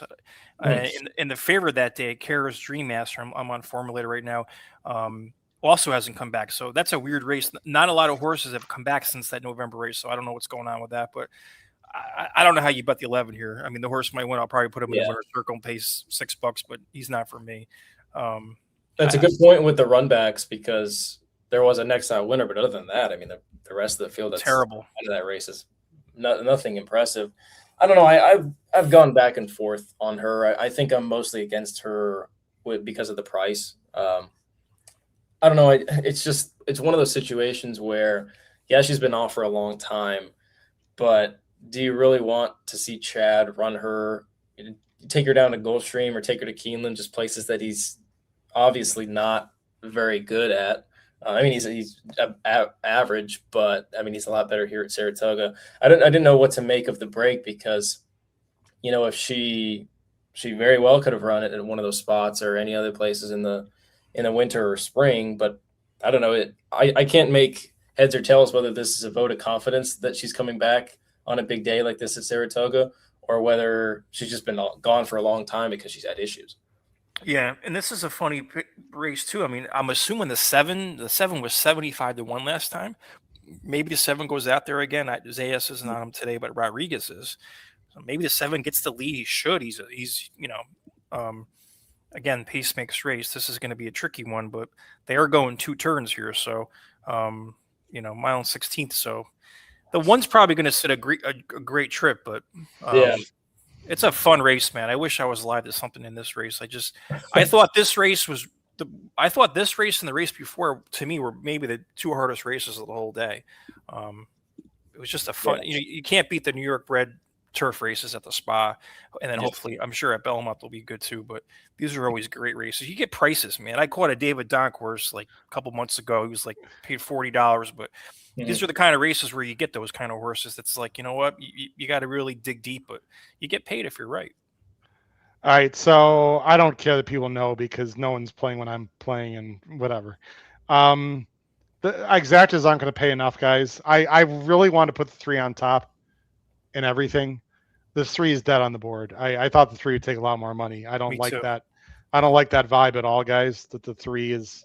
If the 3 was live, I think the 3 would be taking a lot more money. Frankly, I'm trying to. Well, I can get my bet on. So here's what I'm doing, guys. I'm playing very large tries. I'm playing a chalk splitter. I'm putting the 1 on top. So I'm going 1 with 3, 8 with 11. Only the 11 in third. I know I've got 2 chalks in first and third, but if I chalk split it and it's a big field, I think that's going to pay enough, and I've got it for $60. So if it pays $100 for $1, which I think it could if the 3 and 8 get second and the 11 is only in third, I can get something. I could also toss the 11 out of the money completely, but like realistically, I'm not going to hit this, so I might as well, try to get something here. You never know. I'm also playing a $10 try without the 11 at all, like 1 with. Is it a straight? Oh, what am I doing? I don't know what the heck I'm doing here. Let me see here. A $10 straight try, 1, 3, 10. I mean, that could pay, I don't know, a lot. It's not going to get me to top whatever, but it would be nice. So I don't know. What do you think? No, I got 1 with 3, 8 with 11. I suppose I have to toss out the 11 if I'm really trying to. I could put the 10 in third, I suppose. But yeah, you definitely could. 1 with 3, 8 with 10. I don't know if I'm able to get that in. Well, I'm just going to leave it. I don't know, but You're just kind of stabbing at this point. Yeah, right? just for fun. You'd be lucky to hit anything, let alone a number that's going to be take it the F easy there. Well, I mean, you're playing unlikely combinations. I mean, I'm not a trifecta. I know. No, you're right. You're right. Can't hit trifecta, but in terms of the main leaderboard, I mean, does the person in first up 2,000? Do they make a play here, Noah? I don't see how you can. Don't you sit? Let's assume they don't have doubles. With This guy right here. Oh, sorry. This guy's just in the lead has to sit, and the problem is the guy. Well, I think if you're in the top, I think you're second or third, you got to go for it. But you could lose thousands of dollars if you play too much here. Right. But you don't have to bet too much, right? Now you can bet 500 to easily get 2,000. I mean. Yeah. Right? I mean, I'm not with a $2,200 lead. I'm not betting a dime unless I haven't met my minimums at that point, which I would be pretty surprised. I mean, these guys have gone back and forth, so I'd be pretty surprised if whoever's in the lead hadn't bet $40 for 5 races yet. But it could be one of those situations where if he bets too much, somebody either benefits from an odds drop or doesn't benefit from an odds drop, then he would really be kicking himself if he bet himself out of first place. Yeah. Good luck to you on the 10, Paul. I think he's a good reverse trike he used. The fact that I didn't think he'd take a lot. I guess 9-1 is fair. I thought the 3 would take a lot more money. That makes me more negative to him. I would love to see a 1-3-11 and win several $1,000s. I wouldn't get into I wouldn't cash in the contest like prize, but that'd be sort of cool to do that live. Good luck to everyone. We're good, son. And here's silly season. Last race at Saratoga. Thanks for watching, everyone. Stick around after the race for a minute or two, and we'll close the show. Here we go. Frank Mirmati with the call. They're in the gate. Oh, 8's acting up. And And one didn't break they're well at all. off. Jesus. And it's a quick start for Probable Choice. Out in the center of the course, vying for the lead with Chaumet, who backs off now in second. Then it's Nobody Knows. Anyone have who the one in broke last? alertly is racing in the third spot, entering the clubhouse turn. What a day. Force of Mischief is moving into contention. Tank Girl, Zap Unbelievable. That Ghost is racing in Look at the this 7, levels, geez. only 4 lengths or so off the early tempo. Then Unreal. Coach of the Year, followed by Lynn's Legacy. Ten's in a good who's spot. racing I in know he's between wide, horses. Paul, Tank or Girl she, is but just why not? outside of them. I At got least 30 she's in minutes striking though. distance. And Silly Season. And those are the 2 favorites at the back of the field. Silly Season went pretty wide. 23-3 for the quarter. Probable Choice is just in front. Nobody Knows. Applying mild pressure in second. It's another length and a half back to Force of Mischief in third. And then it's Chaumet in fourth. Zap That Ghost and Tank Girl next to one another. Coach of the Year. The half in 48 3/5 seconds. Then Lynn's Legacy. Morning Prayer is trying to advance on the inside of Silly Season. 10 lengths covers them around the far turn. And it's Probable Choice. The long shot leader has it by 3/4 of a length. Come Nobody on, Dylan. Still racing in the second spot, and Have Force something. of Mischief is just outside of that pair. Chaumet is in fourth. Ten's Zap getting a That good Ghost trip. called on in fifth. Morning Prayer is looking for a seam, angling to the outside now, and still in with a chance despite being 6 lengths off the pace, picking off horses as they come to the 16th pole. Chaumet is coming through along the inside of the new leader. Nobody Knows. They're head and head. Just behind them, Coach of the Year, Zap That Ghost, and Morning Prayer. They come Wow. to the wire, and Coach of the Year strides out under Jose Lescano, Nice ride. showing her best stuff late to win for fun. Morning Prayer was second, and then it was a battle for third. Lynn's Legacy was on the scene late. How about closing the day with George Weaver, Jose Lescano, 21-1, one of the longer shots on the board. Guys, the one ran the best race here by far. What a brutal trip, then gets bumped mid-stretch and ran well. The 3 ran well nicely also. Chad did what I thought Chad would do. I didn't love the 11 here on this spot at all. It comes 2-1, I believe, 8 or 3. And pick 5, 280,000. Wow. 2-1 and a photo. Ladies and gentlemen, if you are not familiar with the show, I promise we do give winners on this show. If you had winners today in this late pick 5 at Saratoga in general, like more than one, then congratulations, because this was absolutely impossible. I can't look. I was hoping for a miracle here, guys, but there are a few things less frustrating other than, I guess the 2 most frustrating things for me, Noah and Paul, in terms of trips. Number 1 is when you're loaded in behind, you can't find a hole. That is by far the most frustrating thing. Number 2 is just not freaking braking at all when usually you brake well. You can't handicap that. No, the one was in last and the halfway, 10 seconds into the race. No chance from there. Actually ran a big second. Yeah, he ran huge, and I actually think he tried to take a bite out of the 8, which is kind of funny. I'm gonna have to watch that back. Did he? Did she? Yeah, I think he did. We got a biter? I have to watch that. Yeah, Savager. Yeah, I don't think he was gonna Really? win anyways, but Yeah. yeah, that's 3 horses on the show that I've bet and they didn't break. So I don't know about you guys, but I'm glad the show's ending. I am super glad, knowing Paul, that I didn't touch the late pick 4 or 3, because Paul, I don't know about you. Yeah. I mean, I'm pretty disciplined, but I'm like a lot of people out there. If you miss the early, if you play a pick 5 and you miss the first leg, you come back with the 3 or 4. Not only did others wait a minute, guys. Is there? Oh, I don't have 138. I was gonna say if the 2 comes down, it'd be 138. I don't have 138. I would need 1311. Watch the 2 come down now. There's an inquiry on the 2. It's on the 2. Let's see what happened here. I'm trying to find the 2. Oh, The 2 came out a little bit there in mid-stretch. I thought they were going to take a look at the. Is that the 2 with the shadow roll? He did in the blue. Yes, the 2 has a shallow roll in blue. He did They hit. got- Yeah, he hit the horse in red. Ooh. Oh, that's why the 1 got bumped and the 8 got bumped. Could have been. Oh, this is interesting. I thought they were going to take a look at the beginning. Let's see. Now we're watching on the feed here. I'm gonna watch the.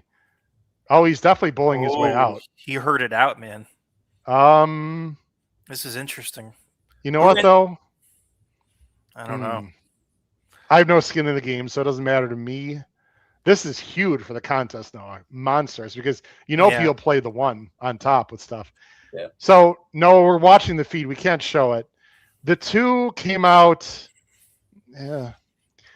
maybe a half a path to create room. Bumped the 8, who then bumped the 1. Jose Lascano. It came 2-8. What did it come? 2-8 something. No, 2-1, and the 8 got nabbed for third. 2. So then the question here is, it didn't affect the 1's placing, obviously. The So question is, did it affect the placing on the 8? Because the 8 easily could have gotten second or third here, right? Wow. This put in the chat what you think. He's not coming down. You don't think so? No. I thought they were just taking a look at the break. I thought that's what the inquiry was for, because it got tight down there. I didn't even see that. Oh boy, Matt. I've seen worse hurting. I don't think the 1 was really that affected. The 1, the 8. Yeah. You know what, Noah? Maybe. I think you're right, Noah. They're going to leave it. The problem, guys, is didn't the 8 miss third because of that bump? Yeah, and then the 1 definitely lost momentum, but I don't think the 1 was ever winning. I'm watching the pan. The pan doesn't look that bad at all. The blimp shot's not good though. If you bet the 2, because check the Boy, this is a really tough call. I would not want to be a steward here. I don't like hurting. I've talked about this 1,000 times. Because if it's like with IRAD, people are saying he created room, but the room was sort of there. I would leave it up, I think, guys. I think I would leave it up. Matt, I hope I'm wrong for you. I think I would leave it up. What do you think should happen? No, not what's going to happen. Well, I'm trying. They should take a look at the break. I don't know why they're not. Guys, that's not that much there. I know that she created a little bit of a hole. What do you think should happen, Noah? I think they should leave it up. I agree with you. And I usually would be one of the people that would say take it down. Paul, what should happen here? I think you're right, Howard. They'll probably leave it alone. No. That wasn't the question. The question's not what is going to happen. What do you think should happen? I'd leave it. It's not crazy hard, but he did hurt. But you can make the case that's horse racing, right? He did, but he straightened out the rest of the way. Yeah, and he won pretty easily. He won by what? Well, but that doesn't matter. Because the whole question is, did it affect the placing of the 8? Okay, yeah, thank you, Chris. I mean, take a look at the start, for God's sakes. Like, what are we doing?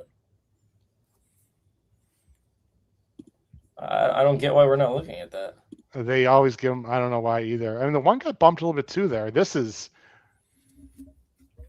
The longer they look, the better it gets, Matt. I'll tell you that. Nick Laurie said he would change it. Okay. Ladies and gentlemen. I could put the sound on, guys. I've got the impression. I've got the sound on now. Of course, we're not going to hear anything until there's an announcement, but I do have the sound on.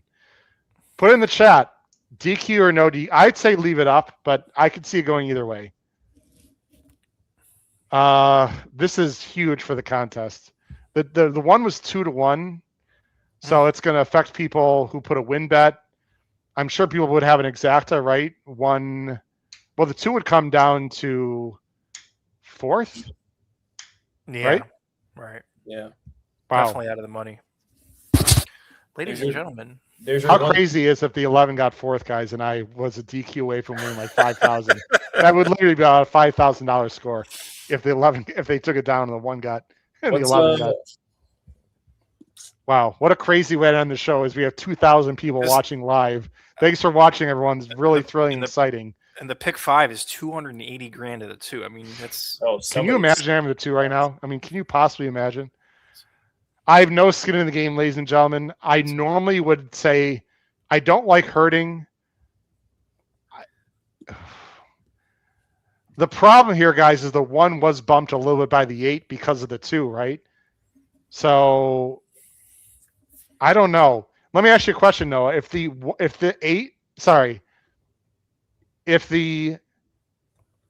1 wasn't bothered at all, if the 1 wasn't there, then no, the 1's got the inquiry up also, but it's not on the 1. They're both inquiring against the 2. The 1 and the 8 against the 2 is what they're looking at here.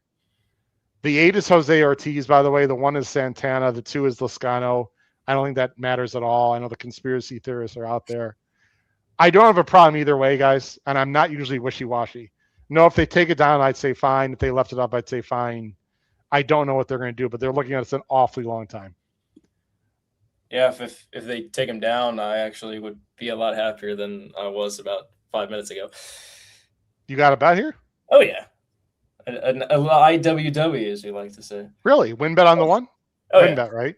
Mm-hmm. Yeah. Oh, crap. I love how he slides that in, Paul, at the end. All right, well, then for you and Matt, I hope he comes down. I really hope he comes down. Noah said, remember, he was saying a while, maybe even before the Super, and I remember you saying, because I said, I don't like the one. You said, Paul, don't throw a morning player out. He's been knocking on the door. No, I'm going to write down on my paper how much I think you bet to win. And after the show, when we're off air, we're going to see if I'm right. Okay? How about that? Sounds good. Okay, I'm writing it down right now. I'm not going to change it. I just wrote it down. George Weaver. Okay. Okay, just for the record, no, you're biased, but you would say take it down, no? No, I would say leave it up. Oh, wow, that's really honest of you and brave. I would say leave it up, but I could go either way. Paul, what do you say? I'm gonna say leave it. Okay. But I don't know. It's been 10 minutes. I mean, they might be figuring the math right now. Well, there can't be a discussion on where they place him, right? I mean, if the 2 comes down, he goes behind the 8. And it comes 1-3-8 too. Not even a question. Hey, Howard, how much money did you have going into that race? 125. 135. Okay. And what does a 1-3 exacta pay?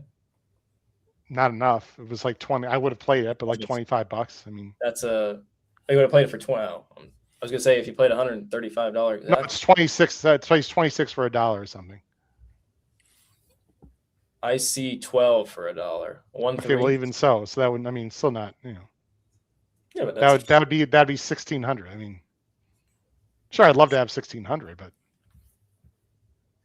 much more likely bet, in my opinion, than whatever you did. Wow, for a chance to win another 3,000 or 4,000, though, Noah? Why not? Yeah. But I didn't love the 3 in second. Well, I guess I did because I had. The crazy thing is I won over 3-8 with in the try, and it comes 1-3-8, 2-3-4. Matt, this is looking better and better by the second. I got to tell you. This is quite the inquiry. So, guys, real quick, my high school friend who I went to, I've been playing the horses since I've been 12 years old with him. He has this too. I just realized in a tournament. Wow. Oh boy. It says unofficial. I don't even want to text him. I don't know if there's they say unofficial. They took down the inquiries on the I just screen. realized he has them. He's sick. I don't want to say anything though. If they take him down. They're not showing the inquiries anymore on the screen, and it still says 2176 or 2138. Ladies and gentlemen, your attention, please. Number 2, Coach of the Year, has been disqualified from Good job, Noah. first and placed Good job, Noah. Interference in the stretch. The new result will read: first, number 1, Morning Prayer. Wow. Placed second, number 3, Lynn's Legacy. That's a tough beat. Placed third, number 8, Zap That Ghost. And disqualified from the win and placed fourth is number 2, Coach of the Year. The stewards disqualified number 2, Coach of the Year, from first, placing her fourth for interference in the stretch. Jose Lascano, you got to keep the horse straight. Is the revised order of finish. You know what's crazy? I mean, I wasn't gonna win this contest, but I easily could have had a 1-3-8. I mean, I went 1 with 3-8. I probably should have, right? Based on what I said in theory. Yeah. What is that try gonna pay? Good. I mean, 3 was what, 7-1? 140 for $1. 8 was 6-1. I mean, if it was 140 times 60, this is gonna make me sick. I mean, oh my! That's what if I did a 138 for 60 somehow, it would have been 8,400. Oh my lord! How sick is that? I did 1 with 3-8 with. It comes 138. We got a boom from Matt, whatever that means. You know what this is, right? This is the NYRA stewards setting precedent for the rest of the meet, telling these jockeys that they can't do whatever they want. I have no problem with the decision. It's not the worst hurting I've seen. I think in a lot of jurisdictions it would have stayed up. But I sort of like it, Noah. I think you're exactly right. Yeah. And I like it, Paul, because he did come over a path, and The only thing is, after he came over, it was pretty clean the rest of the way. There was not continual bumping. Wow, is that lucky for people that needed the one, including congrats. And for Matt, did that give him a Twin Spires contest win or something? We don't know. We never know. We never know what boom means. You said the exact was only 12-1. That got really bet down hard. Yeah, condolences too to Maggie Wolfendale. That was a tough. Her father passed away during the week, and they just win that race. But she did a great all weekend. She was working, so that's not easy bearing a parent. It's amazing that she was working. Yeah. I'm just curious. We'll end the show, guys, in a minute. I'm just curious. We'll look at the final totals for the contest, ladies and gentlemen, and I want to see what the try pays. Let's see. Oh wow, Matt said he lost the contest, but it won a larger cash bets of his life. Wow, what an unbelievable! That's so lucky. The try paid $120 for $2. $120 for $2. Oh, for two? Yeah, it paid $30 for 50 cents. So $120. Oh, okay. So 60. I would have. Yeah. 3,600. Well, that would have been nice too, but Exacta was $24. Yeah. No, I was hesitant with the 3 because he was taking no money. I wasn't sure where I'd put her, so I just The pick 5 paid $38,000 to the favorite. Oh, to the 1. We talked about that, yeah. Right. Unbelievable. All right, let's look at the final contest standings. What a crazy day, ladies and gentlemen. I can't believe it's been 3 hours, guys. It flew by really quickly. Are the prices in? Because it takes a second for the contest. Let's quickly show the contest winners. We'll wrap up the show. Again, Noah and Paul, really, thanks a lot for sticking on. This is a record number of people watching live, over 2,000 watching live right now, and we're going to have again close to 15, 20,000 overall when it's said and done. I'm going to show Twin Spires first. There's how many races today, guys? 11? Is that right? 11? Yeah. Okay. Okay, official. Oh my goodness, was this close? Twin Spires official contest. Doug Otani, 58.43. Evan Tromer finished second and fifth, Noah. Wow. Gets 2 seats for the SSBC. Oh, look at Mikey P. Mikey P gets in there, right? Top 6. Yeah. Good job, Mikey P. Maybe we should get him on the show. Noah, next week. Let's see if they did anything at the end here. Let's see. Very small win bet on the 1. Okay. And Evan Tromer probably sat, I'm assuming. Yeah, he sat. Let's see what Al did. Al did big doubles. Wow. How about that, guys? Look at this. Woo! 9-1 double. And he DQ'd into it. Wow. Jeez. Congratulations to all of those people. And let's go to NYRA bets here, which should be, oh my God, look at this. This is an unbelievable total. No, this has got to be a record for a times X. I've never seen anything. This is 80X, Noah. Unbelievable. Congratulations to Mark Racenstein, who I'm assuming also hit the last race, 16,324 on a $200 bankroll. That is completely insane. He wins a BC seat. Nevada Smith and Walter Twarkowski, very close, second, third, and Al Palkovich finishes 4th. You had to have at least 7,000 to be in the top 4. There are the prizes. Congratulations to everyone in an unbelievable day, guys, contest-wise and otherwise. So let's wrap up the show. Most impressive win, Noah, final thoughts on the day. Most impressive win for me was probably Phileas Fogg. I know he got things his own way, but he blew the doors off that field, and that was a pretty good field. I mean, Antiquarian is a grade 1 winner. Dubai, the Dubai World Cup winner from a few years back, looked pretty silly. And again, he got things his own way, but I mean, you can only beat who's in front of you, and he smoked that field. So that's off to the connections of him. That's back-to-back winners now of the Suburban. And final takeaways, I got extremely lucky in the last race, a little frustrated with how the early part went, but glad I got, rewarded somewhat. So it was a lot of fun. Paul, we definitely have to have you on the show again because that was a ton of fun. Let's do it again. Appreciate it, guys. I had a great time. For me, biggest takeaway, Howard, would probably be the Belmont Oaks. I don't know how great. It's a 2. There we go. Go ahead, Paul. I just was going to say, I don't know how good Kensington Lane is, but I have a love-hate relationship with Rosario, but he put the horse on the front. That was a great ride by him. Like Noah said, who knows how good that field is? Maybe Just Aloof and Imagination Lady aren't that good, but to me that was a big time ride, and he stole that race, But and then I guess you can even talk about Phileas Fogg. He kind of did the same thing: get on the front, catch me if you can. But I'm not surprised. That happens in a lot of times. We think there's going to be a big pace duel, and next thing you know, someone steals it. So. Yeah, I don't have like no one that really stands out to me as a wow day. Actually, I would go back to early. I think Booked in the Sanford was really good. Booked is a very nice 2-year-old. Of the races we saw, I think the most exciting race was the Belmont Derby, and that was heartbreaking for me. Really rough day for yours truly on the show. I was okay earlier today.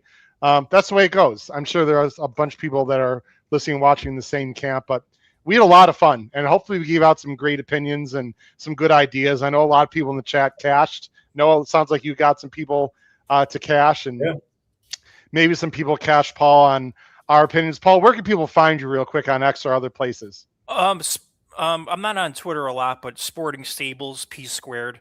But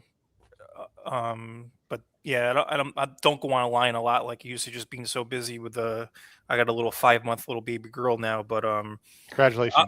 I appreciate that. I'm looking forward. This is how Saratoga is, though. You have these days when you're like, man, what's going on? I can't hit nothing. But I would just say keep your nose to the grind and keep studying. And this is going to be a great meet. I mean, hey, well, there's 46 days, so we still got 95% of the meet left, but it was a wide opening day, but I think it's only going to get better. So it's an early meet. I would just tell everybody, manage your bankroll wisely, because it's early, man.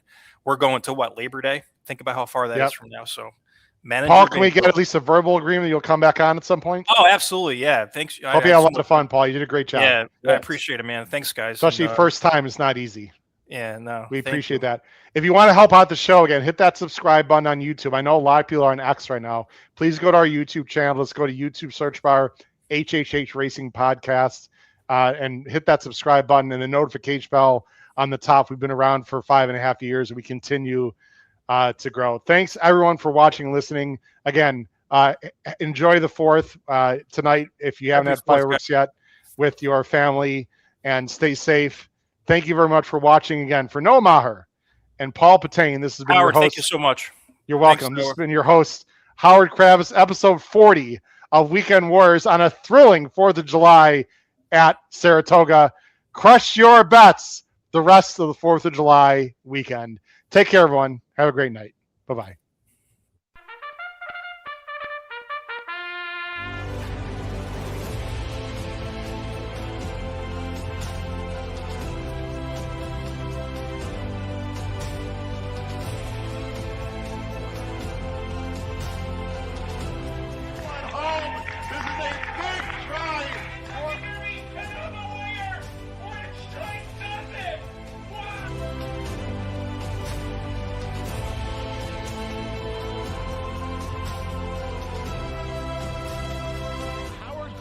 If you have not followed his Triple H Horse Racing podcast, you're missing out. It's one of the best podcasts in the country.